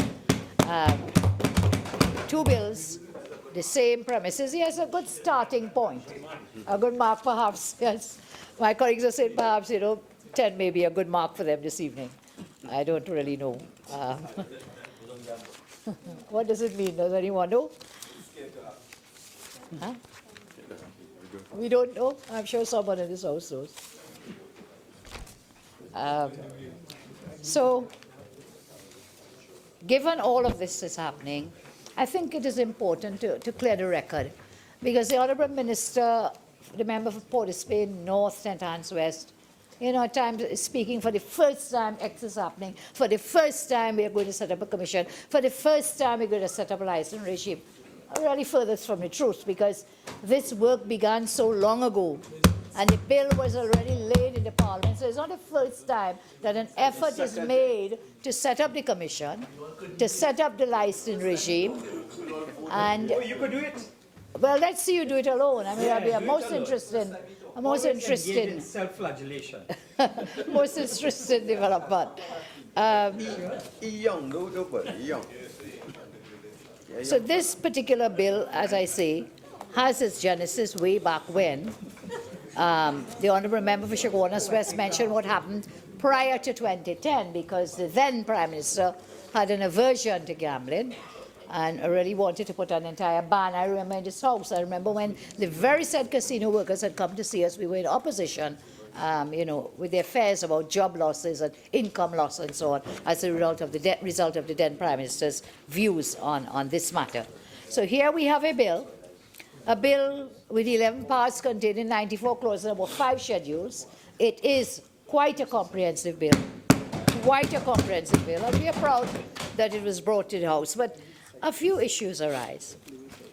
We were here, we listened to the bill being piloted by the Minister of Finance, as I said, really put out the good points of the bill coming from Minister Hawaii. But as usual, the ever-loquacious Honourable Attorney General really couldn't let the Minister of Finance deal with this bill alone. And therefore, whilst he was very vocal on another occasion, where he spent his entire contribution pointing out all the flaws of this bill when it was a 2015 version, when he talked about infringing rights but failing to say which rights were being infringed, when he talked about all the other concerns about how the persons were to be appointed, about the qualifications of these commissioners, and several other issues, all these issues, lo and behold, in November 2016, because he's sitting on that side of the House, he has nothing to say about all these concerns. Nothing. And, once again, I see a really, and I hope I don't get the Minister of Diego Martin notice into trouble, but I see a difference in approach that is more refreshing coming from Diego Martin Northeast. Surprisingly. Maturity. And yes, it may be his maturity and the length of time. He has served on that side of the House, but he also knows what it is like to serve on this side of the House. He's not a OG, like the rest. And therefore, it's not a sea change for him. He's mature. He has the experience to appreciate what is needed when sometimes he does that. And not all the time at all. And so I've seen that difference in approach. I saw it with the FATCA legislation when the member for Diego Martin Northeast recognizing very well that he needed the 3/5 majority. First shot, first day of debate, yes, Joint Select Committee. Lo and behold, the member for San Fernando West, who was out of the country, flew back in, came into the Parliament next day, and mashed up the place. And likewise, spoke about all these things, but now he comes on the last occasion, Honourable Madam Speaker, and I really want to point these out. The Minister told us nothing about some of the concerns that should be raised should the bill go to the Joint Select Committee, which the Honourable Minister is very aware of because he had raised these issues before. He said, okay, this bill requires a 3/5 majority. Why? Because you're infringing rights. But on November last year, he didn't tell us about all these rights being infringed. He didn't tell us that it infringes upon the right to property, because there's a provision in the law where you can seize people's properties, you can enter their premises and so on. You can go in, so you're infringing property rights. And for someone who told this chamber that there are no rights to privacy, he was very vocal and said it breaches privacy and personal data rights. And Your rights to privacy. Honourable Madam Speaker, We have an absolute right to privacy. he tells us, Honourable Member tells us, it infringes. And, his very favourite word, you must tell when a bill needs the 3/5 majority, you must tell what rights are being breached. It's because you have to factor in his famous word, proportionality. Proportionality. But on this occasion, did not take any time to tell us why we need this 3/5 majority. Instead, the member spent the majority of his contribution, Madam Speaker, and this is very interesting, on speaking about crime and criminality. The member spoke about crime and criminality on the last occasion in this House, and I really would like to respond to some of those comments on crime and criminality. The honourable member told us on the last occasion and debate on this bill, you see, and I quote from the Hansard of the 18th November 2016, you see, we have had a situation in Trinidad and Tobago. I did a quick check in the period 2006 to 17. We had a police service for the financial year ended 2017, meaning 2016 now. I'm looking at budgetary allocations ascribed specifically to Trinidad and Tobago Police Service, and I want to explain this. I'm continuing the quotation from the Hansard of the Honourable Attorney General on the last occasion. Our country constantly says, blame minister, blame this one, blame one. And then he goes on to say, the honourable member, the Constitution of Trinidad and Tobago had itself amended where the Commissioner of Police was given the authority to manage the police service and to be essentially the accounting officer for that. I did a tabulation out of interest. Do you know, Mr. Deputy Speaker, coming into this current financial year, that the police have received $20.9, etc. billion. Let me repeat, the period 2006, actual budgetary figures this year's budget, the TTPS has received approximately, rounded up by a small amount, $21 billion in money. Why do I say that? The honourable member asked. And I'm doing this, Madam Speaker, because I want to respond. And I would not want the honourable member Sandman was jumping up and say, I can't talk about crime, because that's what he told us about the police service. $21 billion, he said. If with $21 billion, we have 4 money laundering cases, etc., I'm not speaking about it to prejudice such. If this is the situation, 21 billion spent, criminal justice system at a grinding pace. Honourable Attorney General, 18th November 2016, criminal justice system at a grinding pace. Detection and conviction levels, we saw a spike in them in April 2010. Murder and homicide up, 33% detection and conviction. But my point is this. If after so much money, ability to manage your own service, ability to regulate your own accounting officer, we have existing laws. If after all of that, we have not seen the kind of impact against crime, then you take the approach that we do now. After $21 billion, the honourable member tells us. And you know, Madam Speaker, today I'm told we have, 58 murders, 6 unclassified. $21 billion later. Madam Speaker, it's with a heavy heart I'm here today because at exactly this time, 326, there was a funeral service taking place in my own constituency for a young woman I know who was brutally murdered, Nadia Sims. And my condolences go out to her family and her loved ones. As we speak, our women have been slaughtered and brutalized, and this is what the Honourable Attorney General tells us. He says, we are very pleased, this is at page 83 of the Hansard of Assembly, we are very pleased to put a dagger in the heart of criminality, of waste, of corruption and mismanagement, and I'll come back to that. The honourable member told us on that same day at page 82 of the said Hansard, he talked about the government can and will do and has committed its part to eradicating money laundering, corruption, waste and mismanagement. We are purchasing the rewards of that right now. We are pleased at the efforts. Honourable Madam Speaker, we have been asked by the country to carry forward a proposition. The proposition is implementation of measures which will make a meaningful difference to the lives of the citizens of Trinidad and Tobago, be it on the stimulation of the economy in what is a very difficult time, where oil and gas production now stands at the lowest levels since perhaps we achieve independence, where tax write-offs which are temporarily affecting our cash flow have come into bite significantly on our revenue, whether we look to the citizen request for a safer society. And he's telling us $21 billion later, no impact. Telling us that the honourable member says that they're very pleased to put a dagger in the heart of criminality, of waste, of corruption and mismanagement, when today our young women, our children are being bullied and slaughtered.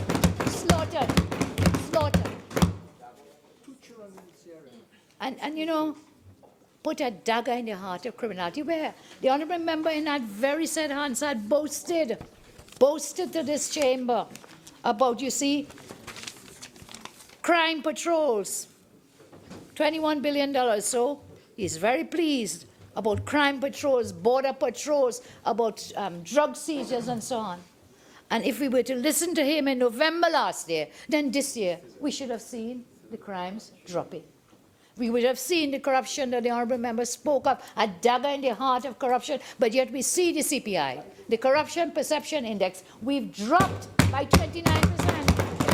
29%. So it's all the talk, I agree with you, all the talk. Dropped on the CPI. Our rankings from 168 in 2015 down to 176 are dropped by 29 points in 1 year. In 1 year, Madam Speaker, for the 2016 rank on the CPI. And that's not all. We talk about waste, corruption, and mismanagement. The honourable member boasted we have put a dagger in the heart, and yet we go to the World Economic Forum and the index they put out every year. It's called the Global Competitiveness Report. And the latest report came out in September 2016. We dropped on that report by 5%. 5 ranks, Madam Speaker. From a rank of 89, we went down to a rank of 94. Under the PNM? Under the government that boasts of eradicating waste, corruption, and mismanagement. And why it is important to look at this, it is because what are the indicators that are used to give the World Economic Forum that GCI, the Global Competitiveness Index. Some of the factors, Madam Speaker, are very important and are related to what we are doing today and are related to the waste, corruption, and mismanagement that the honourable member says he has placed a dagger in the heart. Thereby, I suppose he has murdered the corruption issues and the waste. What are some of the indicators? One is public trust in politicians. Our rank of 138 is 100, the global, this is a 2016 report. 2016. 2016. 2016. Members. You ain't government then. But you cannot reply. Member for Superior, please continue. Yes, Madam Speaker. If we look at the global competitiveness index, the GCI, the report of 2016-2017, if we look at the one previous to that, 2016-17, the previous one will be 2015-2016, and we would see that we have dropped on that. We would see the ranking previous to that. So we can go on the site. It is there for everyone. WorldEconomicForum.org reports the Global Competitiveness Report, and the dates are there, and you'll get the reports for each of the years. So I was saying, let's look at what are the factors, what is the criteria that makes up the GCI, the total GCI. One is public trust in politicians, rank of 118 out of 138 countries. Very low down. We look at the issue of wastefulness of government spending. What is our rank? 107. In the previous year, I'm looking at 2016. In the previous year of 15-16, wastefulness of government spending, the rank was 78. Okay? And prior to that, it was 96. We've gone down now to 107, wastefulness of government spending. Business cost of terrorism, our rank is 74 out of 138. Business cost of crime and violence, rank of 132 out of 138. Whoa. We are almost at the bottom of the ladder. PNM, mismanagement. Organized crime, our rank is 116. In the previous report, 121. In the reliability of the police services, 126, our rank in 2016-17. The previous, 117. Previous to that, 121. So we are seeing our rankings, we are dropping in the rankings. But what is very interesting, we are doing very well. Mobile cellular telephones. Our rank in 2016-17 is 16. 1-6. We are really high up when it comes to the mobile cellular telephones. 16 in this year, the 16-17. And the previous year, we were 25. So coming back to the GCI, it is not accurate. And in fact, we don't trust the government. We do not believe what they tell us when they say, Honorable Attorney General, we have placed a dagger in the heart of waste management and corruption. Government's wastefulness spending, crime and terrorism, all included in the GCI. You better than him. So we look at now a new word that I read in the newspaper recently. New word. And that word was what is called post-truth. Some say alternative truth. And recently I saw former Minister of Energy, Kevin Ramrine, talked about Imbertian truths. Imbertian truths. Imbertian truths. And today I want to spend a little time about what our Constitution talks about free speech in a debate and what the standing orders tell us and what we can do. Section 53 of our Constitution guarantees us the right to freedom of speech, subject to the provisions of this Constitution, to the rules and standing orders regulating the procedure of the Senate and the House, there shall be freedom of speech in the Senate and in the House. Section 55 of the Constitution. The House of Representatives. Well, Dr. Khan may have it, freedom of speech in his own home, but we are referring to freedom of speech in the House of Representatives or in the Senate. And thereafter, we talk about the Parliament, subject to the provisions, having the power to regulate its own procedures and to make standing orders and so on. So we have our standing orders now, finally, after the 1961, we changed it in 2015. We are very proud of the new standing orders, by the way. And these standing orders, at the very start, tell us, standing order 2, in cases of doubt, standing order 2. In any matter not provided for in these standing orders, resort shall be had to usage or practice of the House of Commons of the UK, which shall be followed as may be applicable unless they had a standing order. I allow you to continue, Superior. I thank you very much, Madam.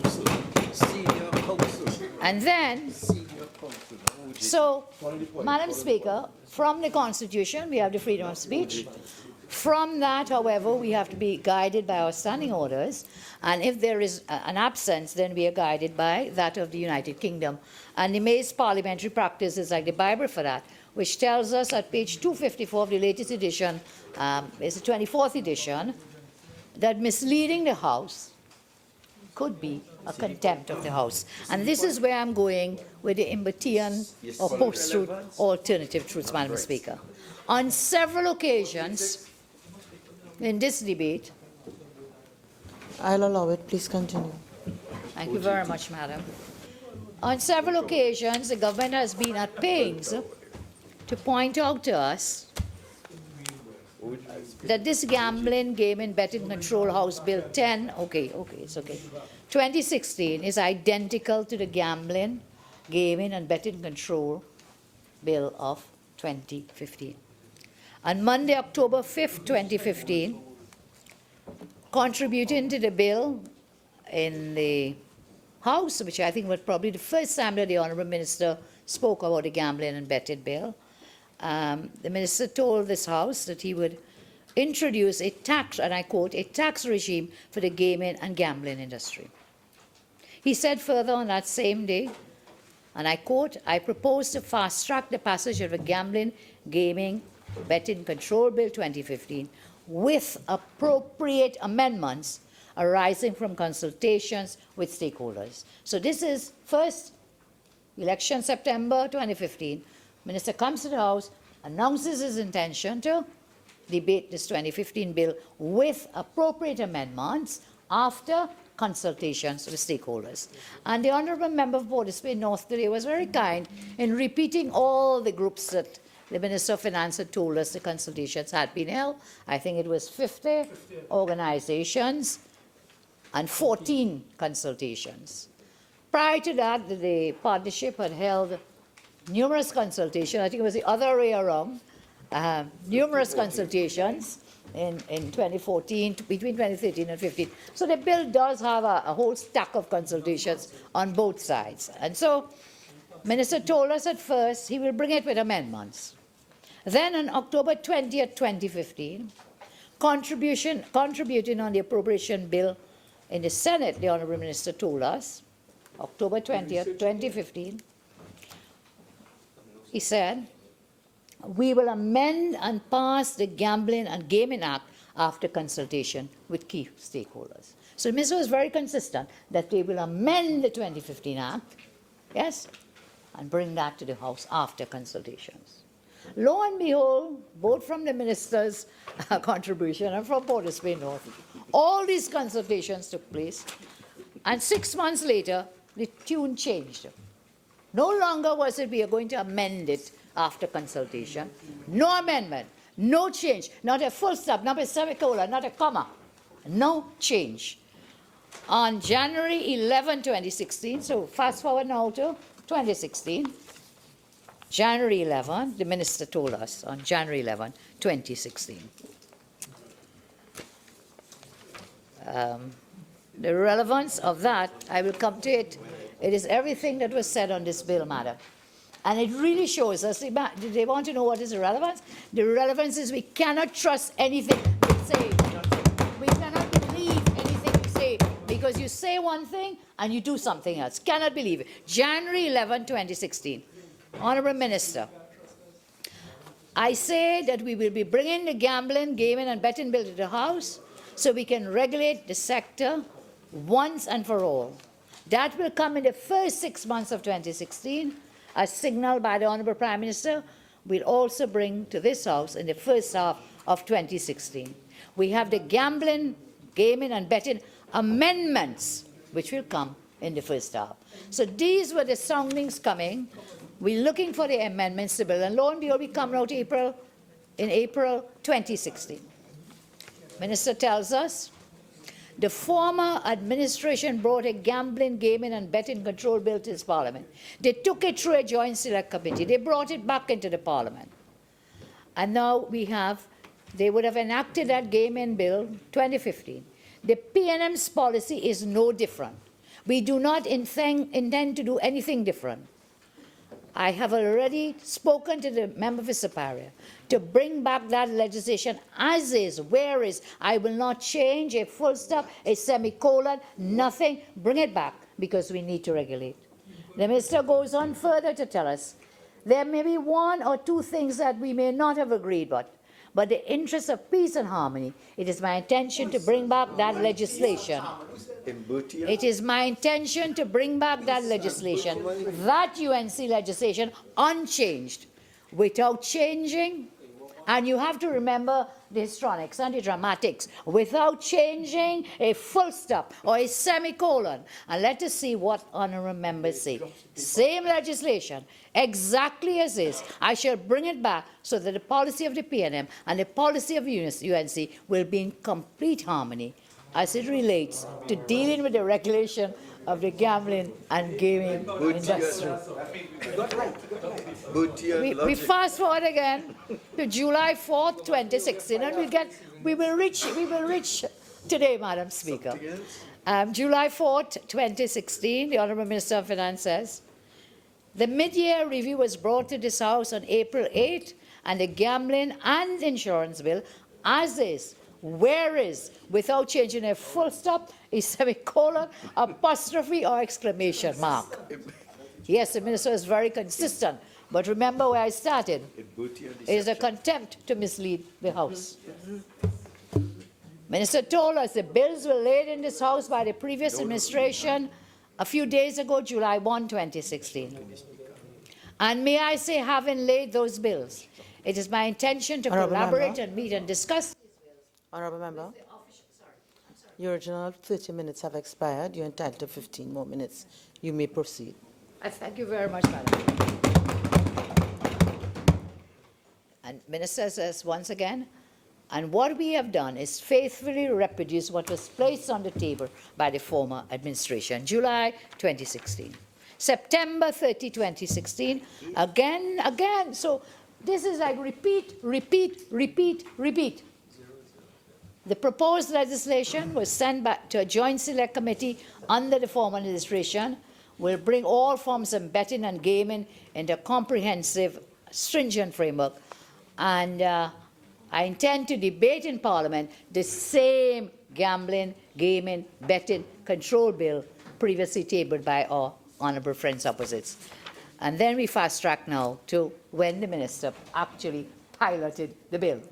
And he told us, I beg to move that the bill to provide for regulation and so on be read a second time.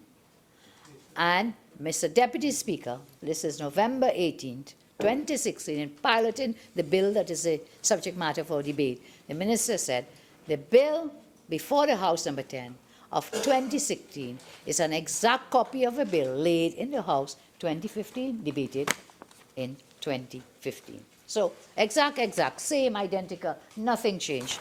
Madam Speaker, I have had cause, and I thought the Honourable Attorney General would have helped us with what he used to do with the track changes. Remember the famous track changes? And so we've run the track changes, and it is not, and there have been changes. There have been changes. So this is what I'm saying. Repeat, no changes, and then when we run the track changes, there are changes. And, well, the Honourable Attorney General is very good at track changing, so I will ask him to go and track change himself. And so, whilst the minister repeated, now the question arises in my mind, Honourable Speaker, is why does the minister and the Honourable Attorney General, who is now trembling himself, why did they take so much time to insist it was the same bill?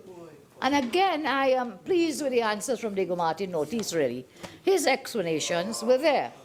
Whereas the Honourable Attorney General really told an untruth to this House. Yeah. Somebody else might say it's a lie, but I wouldn't be on parliamentary. In his explanation as to why the bill was brought in the exact format, as they were insisting the bill is to be brought in the exact format. Why would they say, why would they do that? And the reason for the bill, the Honourable Minister of Finance was very clear when he told us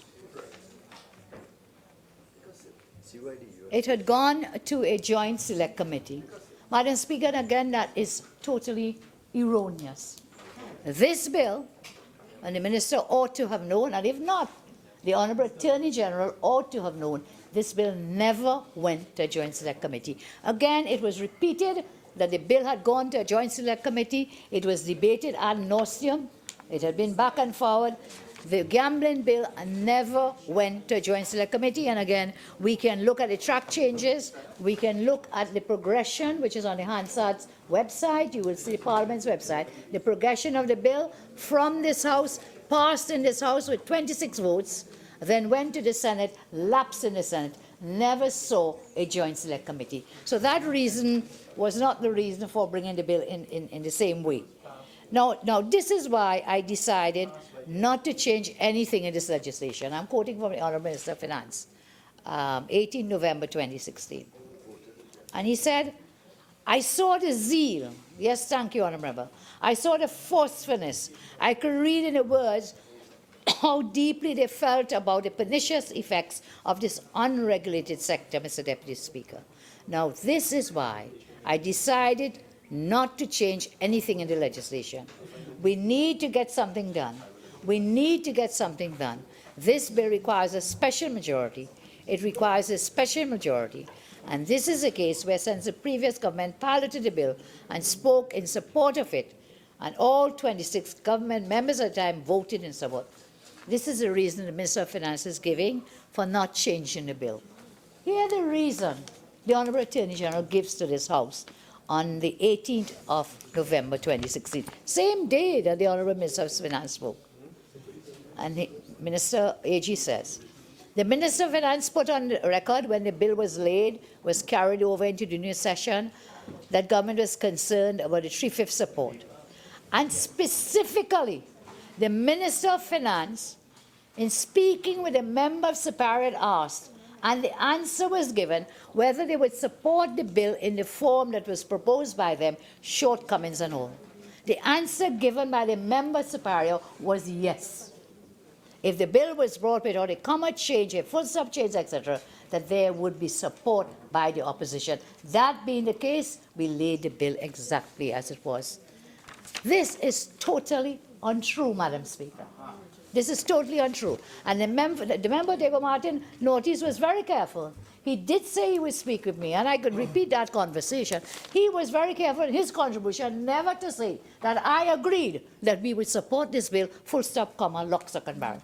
In fact, if the member were to be honest, he spoke to me right here. That was a conversation. And then outside, and some of my members were with me as we go in the tea room, and I said, we don't trust you. I will have to see the bill before we can say we support it or not. Correct. And we laughed. Correct. But the member for San Fernando West comes to this house and said the reason why they decided to put the same bill is because leader of opposition said if they put every full stop, every comma, every semicolon.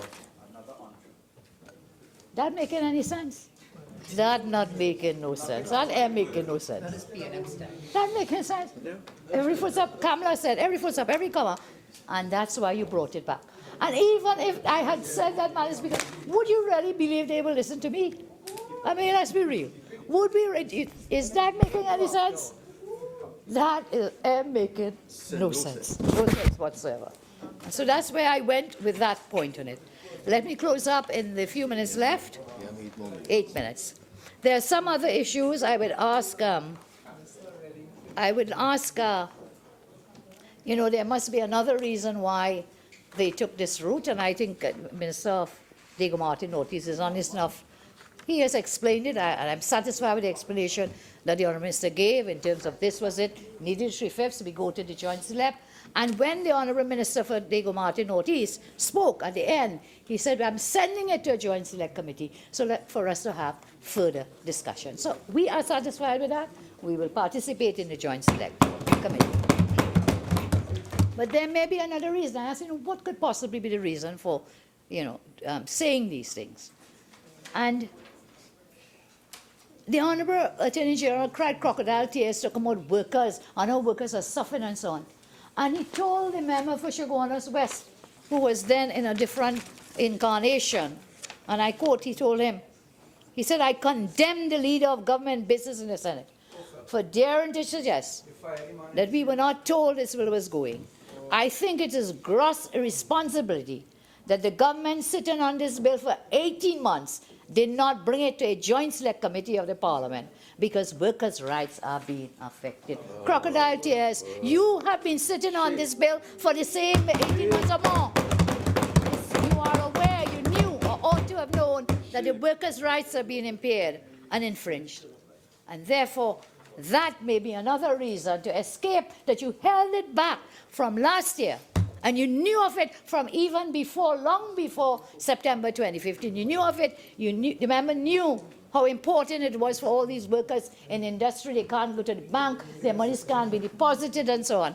And yet held on to the bill, held it on for more than 18 months. As I close, Madam Speaker, we have issues with respect to the deadlines, proclamations. The Honourable Attorney General always comes to this House with deadlines. You know, when we were doing the SSA bill, the Honourable Attorney General, we have a deadline, we must pass it, we must pass it. You know, that was like, how was it? Since last year, March, we passed that. Last year, March, almost 1 year later, it is not proclaimed. Not proclaimed. The Children and Family and Children Division Bill passed in February last year, not proclaimed. Madam Speaker, so talking about dates and deadlines, given the importance of this, I would ask the Honourable Member for Diego Martin Northeast. There are some documents that the Honourable Minister mentioned, if we could kindly have those expeditiously given to the JSC to fast-track their work, because the entire industry needs the regulation. We talked about regulations again. You know, Madam Speaker, that same SSA bill, since 1995, no regulations. And this bill also requires regulations. It is something that, when asked in this very House, I think asked by the member Chagonas West, Minister told us yesterday we would get it shortly. That was since November last year. Still none of that. On other issues, Madam, I think that we can move very far with this. I would ask the Minister for Diego Martin Northeast to give to the JSC as early as possible the 14 consultations with the 50 groups, the documents from that, the Mutual Evaluation Report, June 2016, the Global Lab International GLL Report, 2016, so that the work can be expedited. Time, please, Madam. I thank you very much. So, on the issue of the proclamation, deadline and regulations, I would ask the Honourable Minister to give us an idea of when he believes we can complete the work. In the Joint Select Committee, we pledge, as I say, to work. I see you doing it with the FATCA. And in fact, today I will not anticipate, but I have not seen the report, but okay, so it's just arrived on our desk, and we should be able to get that out of the way fairly soon. With respect to your regulations, Honourable Member, really, we would need to see those regulations. Yes, you'll say you'll give the Joint Select Committee, but remember, you members of a Joint Select Committee cannot communicate with us because you have to keep it secret. And therefore, as to how much we can be involved in that process. And finally, Madam Speaker, I want to thank you for this opportunity, and I want to say once again that I do not share the views of the Honourable Attorney General that we are dealing, or we've dealt with crime and criminality, that we've dealt with corruption, waste and mismanagement, and therefore a greater effort really has to be made. We cannot be happy. I mean, how many more will die, and how many more must die before they wake up? They wake up and do something for the slaughter, the murder and the violence in this country. I thank you very much. Member for Caroni Central.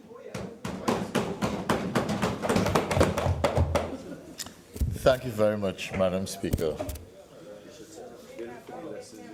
I would like to begin by saying how much I enjoyed the contribution of the Leader of the Opposition. Are you jealous? I think she was able to use the evolution of the conversation on this particular bill to make a case and use it as a metaphor, I might say, for the lack of clarity and inconsistency of the government side on many policy and legislative issues. I think she was able to demonstrate very clearly, using her time carefully, by indicating that it was not, in fact, the identical bill. And I would like to give the member for Port of Spain North, St. Anne's West the assurance that we on this side have no hesitancy on legislation that is good for Trinidad and Tobago. The member for Port of Spain North, St. Anne's West talked about the Gaming Commission and the fact that this was being established. This was part of the bill that was presented before. He talked about the issue of regulating $1 billion industry, and the Leader of the Opposition elaborated on the amount. And again, we have no problem with regulating an industry that it is important to regulate. He talked about the detailed consultations, but there is evidence even now that consultations that have taken place in 2016 with the representatives of the industry have not, in fact, been satisfactory, because some of the representatives who met with the Minister of Finance were concerned about the fact, on reflection, that there were issues in the bill that they may not have considered in the same way earlier, that perhaps needs some further consultation.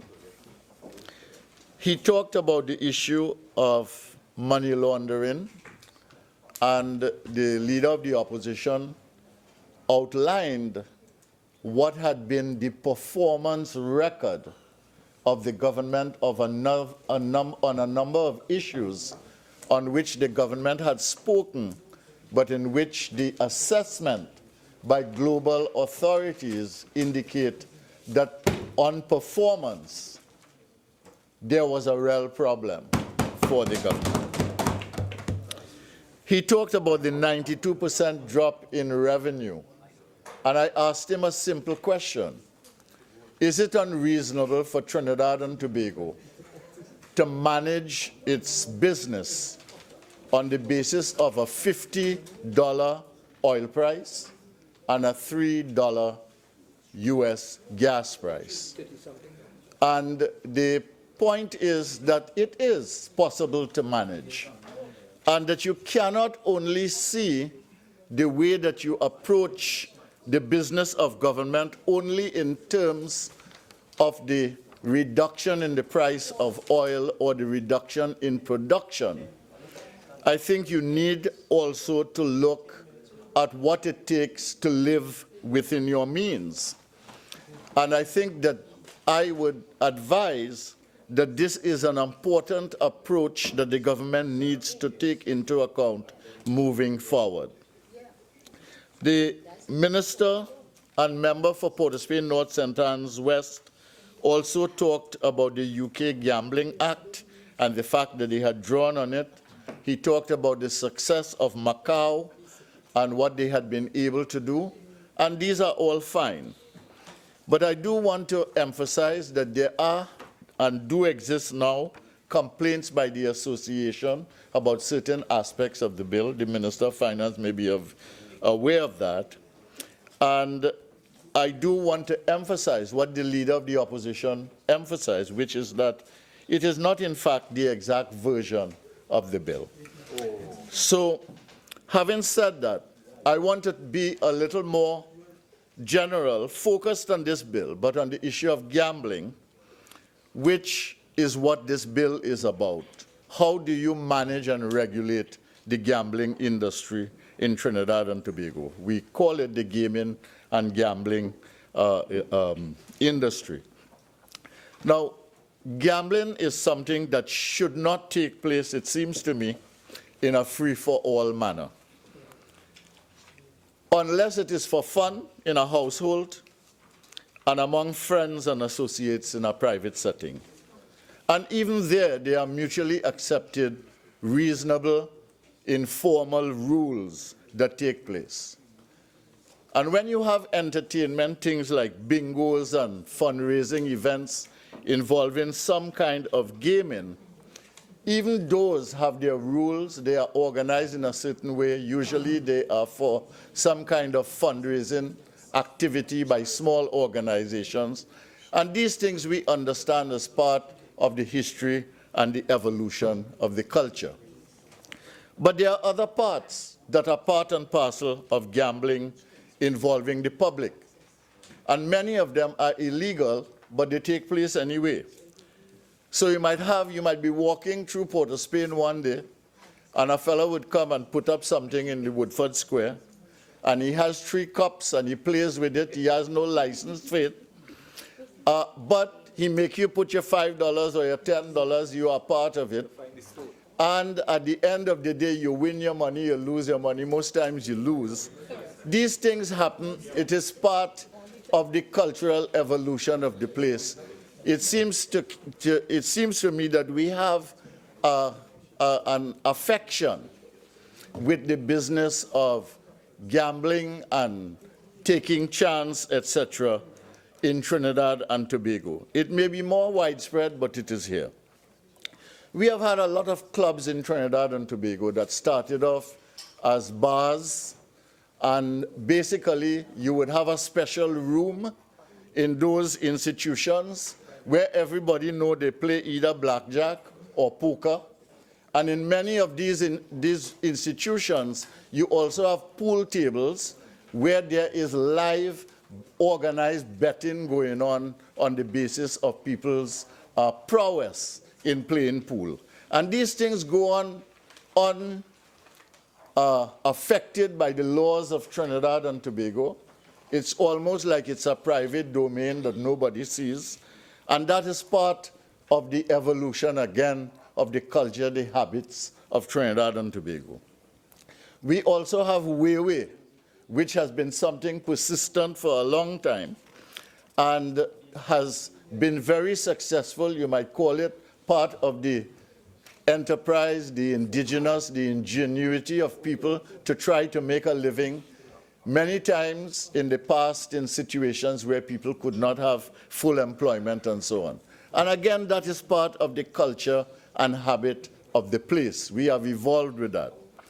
But we are in a different time now, and we do have gambling institutions of an organized kind in the country.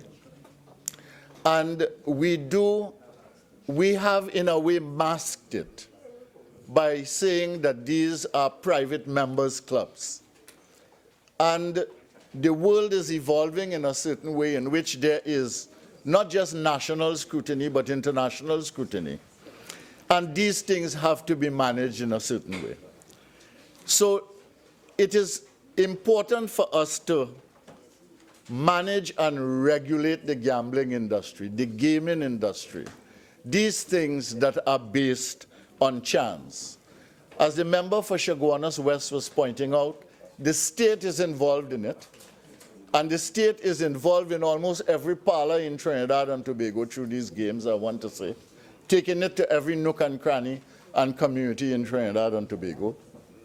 And you also have the private sector involved in it. So the issues that we have to be concerned about in this bill or any bill related to this is the issue of accountability, first of all. Who is involved in this business and how do we know that they are involved? So you need to have the business of registration, which is addressed by this bill. Another issue that we have to be concerned about is the issue of rights. First of all, there is the rights, of course, the rights of the gambling house and the gambling house owners to conduct a business, because it is a business and there are rules, there are laws. And of course, because there are customers involved and one wins and one loses, the rights of the customer to win, lose, or draw fairly is an important thing. So it's not only the issue of accountability, who is involved in the gaming business, but also the issue of how do you protect the rights of both the players as well as the people who are actually facilitating the plays. There's the issue also of lawful business. As I indicated, these private gaming houses, these private members' clubs, in a sense operated within the law, but in a stream that was unclear about the fact that they were indeed gambling houses. They were cloaked, you might say, in a dimension that was not clear. And it is important to bring them to light and have the whole thing transparent. And to do that, legislation is required to establish the framework of law within which a business such as gambling can take place.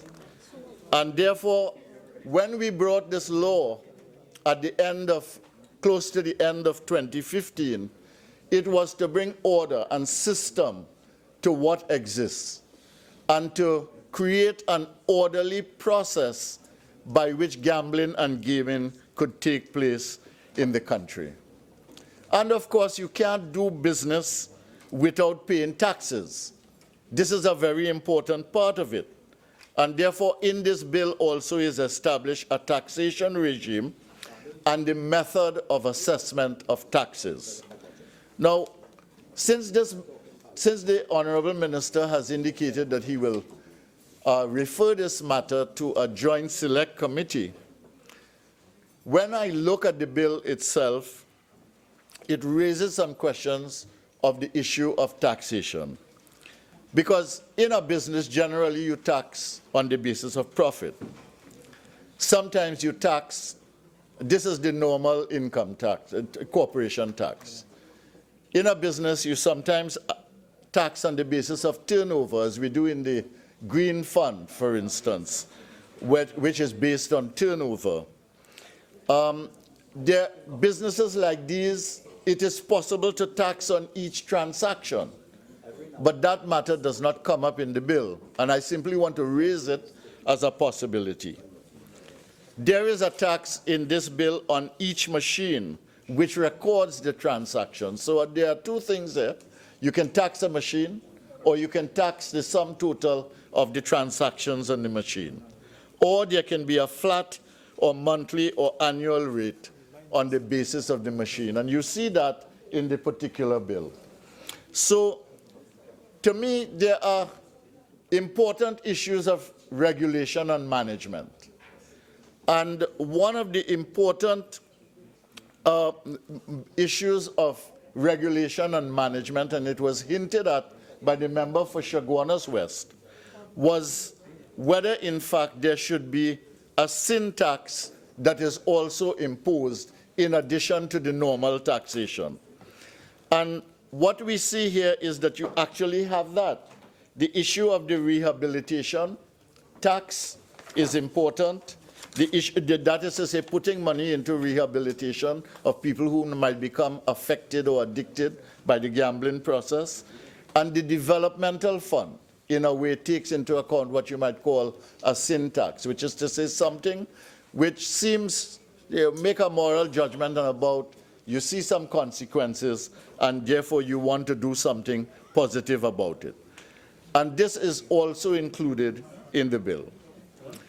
The bigger issues around regulation really have to do with what the member for Diego Martin Northeast St. Anne's talked about. And that is the issue of money laundering, corruption, cash management, foreign exchange.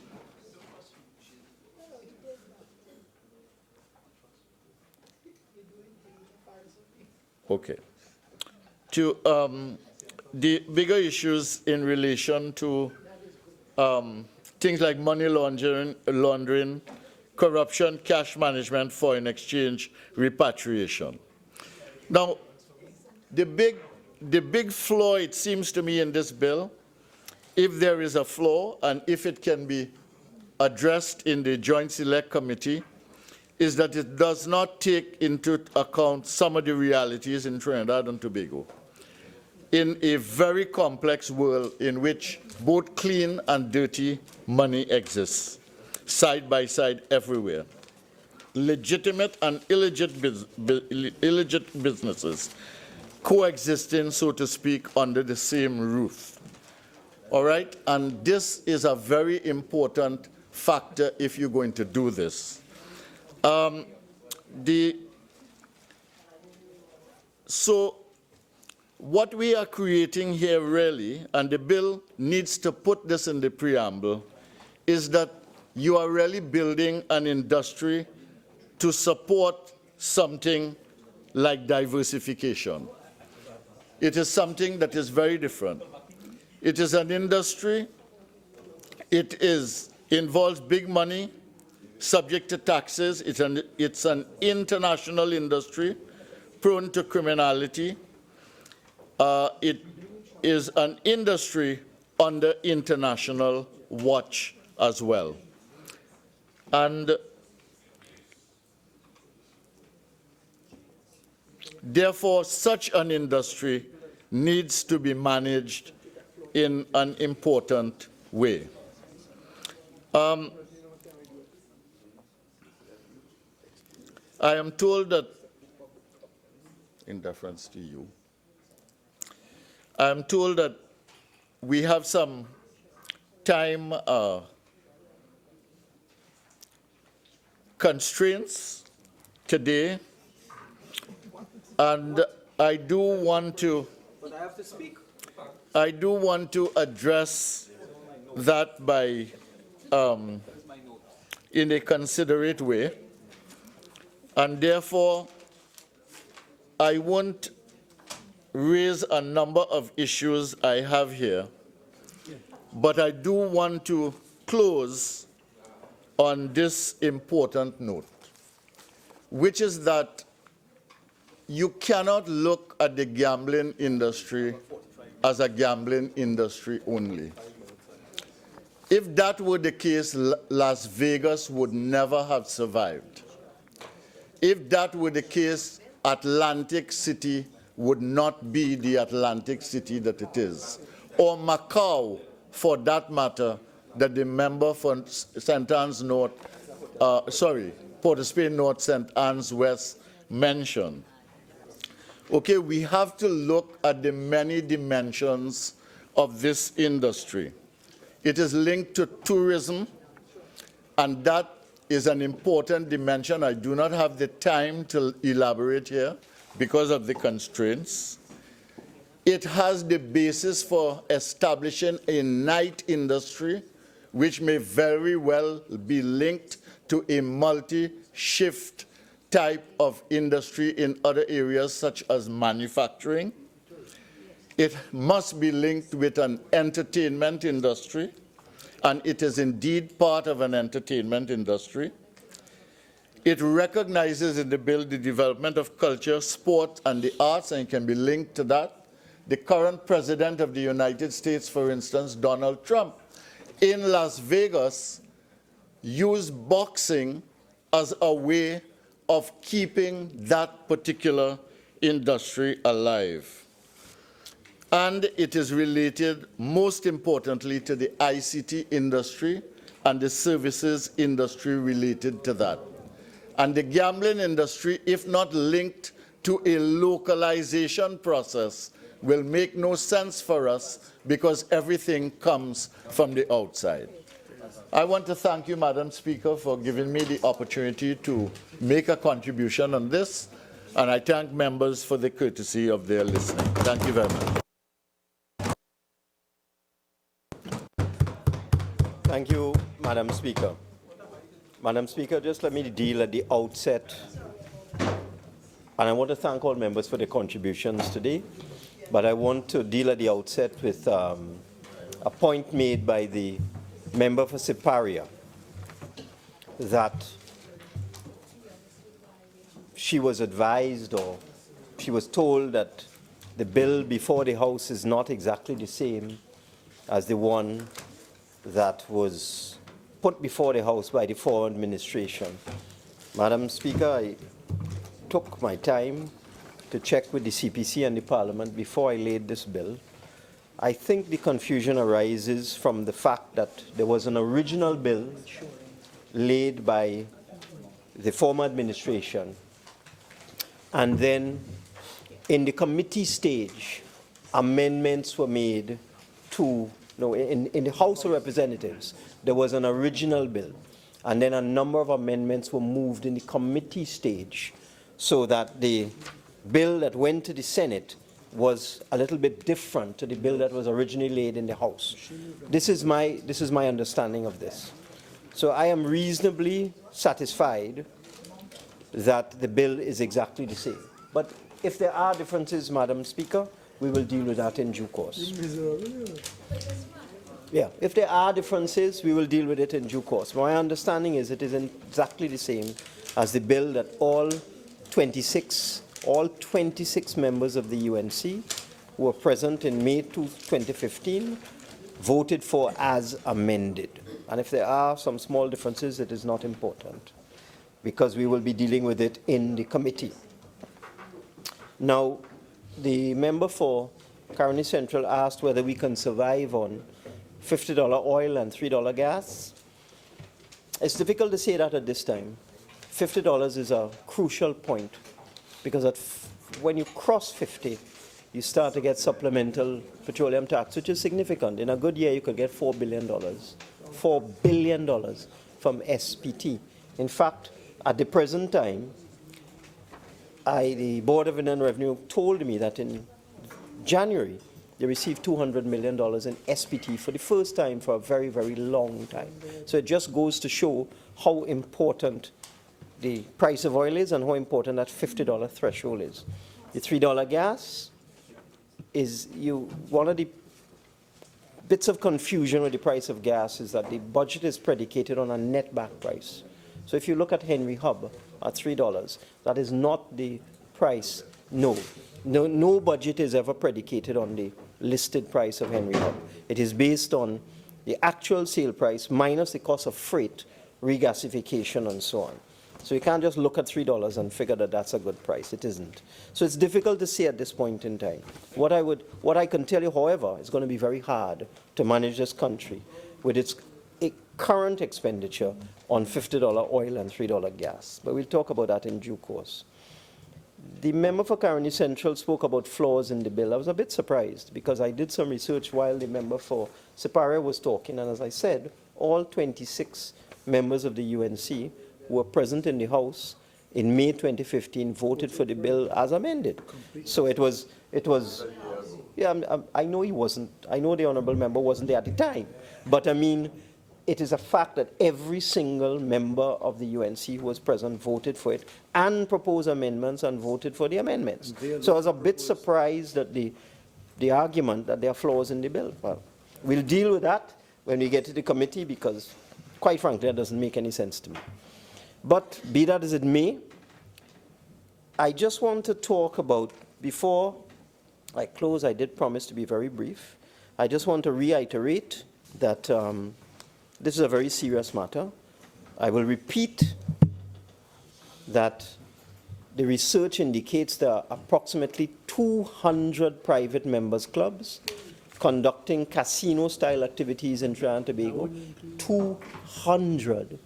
And 20,000 amusement gaming machines, slot machines, and the like, operating in some 4,000 bars and recreational pubs across the country. It's a significant activity, and the member for Tabakit, I remember, was talking about a particular bar that he had some knowledge of, not for the purpose of imbibing alcohol, but as an observer looking at the fact that they had all these slot machines in this bar. And really, it's completely unregulated, it's completely out of control, and we need to do something about it. So it's a very, very serious bill, and we do need, as other speakers have said, to deal with security of tenure for the employees in the industry. We need to regulate the industry. We need to deal with the whole question of fit and proper criteria for the key persons in these gaming establishments, these private members club. We need to have anti-money laundering and CFT compliance, because one of the highlights of FATF reports on Trinidad and Tobago is the fact that we have an unregulated gaming sector. It is one of the areas where we are in complete breach of FATF requirements. And they are going to downgrade us if, I'm hearing that they did, but yes, we are now in enhanced compliance. We are now in a state of enhanced compliance, due in no small measure to the fact that we have an unregulated $12 billion gaming sector in this country. So it's a very, very serious matter. And I heard the member for Siparia say that whatever issues there are, I got the impression from what the honourable member said that we can work them out. We can work them out. I said I got the impression from what the member said that we can work them out. I would like to urge all members opposite to consider how serious this is. Because if FATF downgrades us again, we will find ourselves again facing these problems with correspondent banking and trade with the outside world and so on. giving way. Thank you, Madam Speaker. The regulations, that will help speed the process.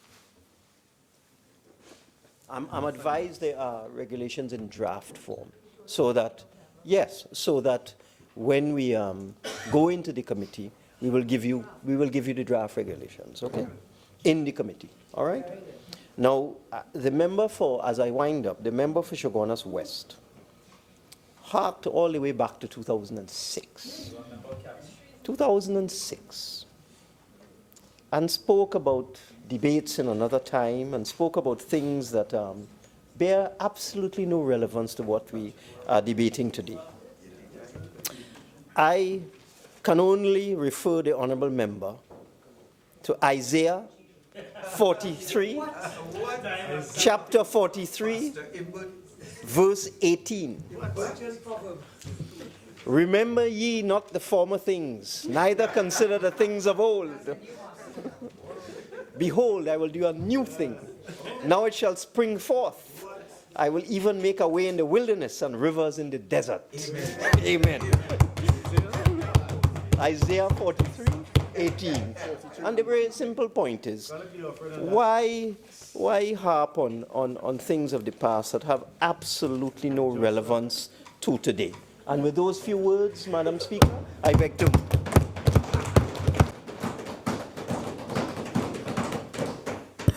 Honourable members, the question is that a bill entitled An Act to Provide for the Regulation and Control of Gaming and Betting and Matters Related thereto be now read a second time. All in favour say aye. Aye. Any against? The ayes have it. A bill entitled An Act to Provide for the Regulation and Control of Gaming and Betting and Matters Related thereto. Minister of Finance. Thank you, Madam Speaker. In accordance with Standing Order 68, Sub-Clause 1, I beg to move that the Gambling, Gaming and Betting Control Bill 2016 be referred to a joint select committee, and that this committee be established for its consideration and report to this House by the 17th of March 2017. 6 weeks. Honourable members, the question is that the Gambling, Gaming and Betting Control Bill 2016 be referred to a joint select committee and that this committee be required to report by the 17th of March 2017. All in favour say aye. Aye. Any against? The ayes have it. The Minister of Finance. Thank you, Madam Speaker.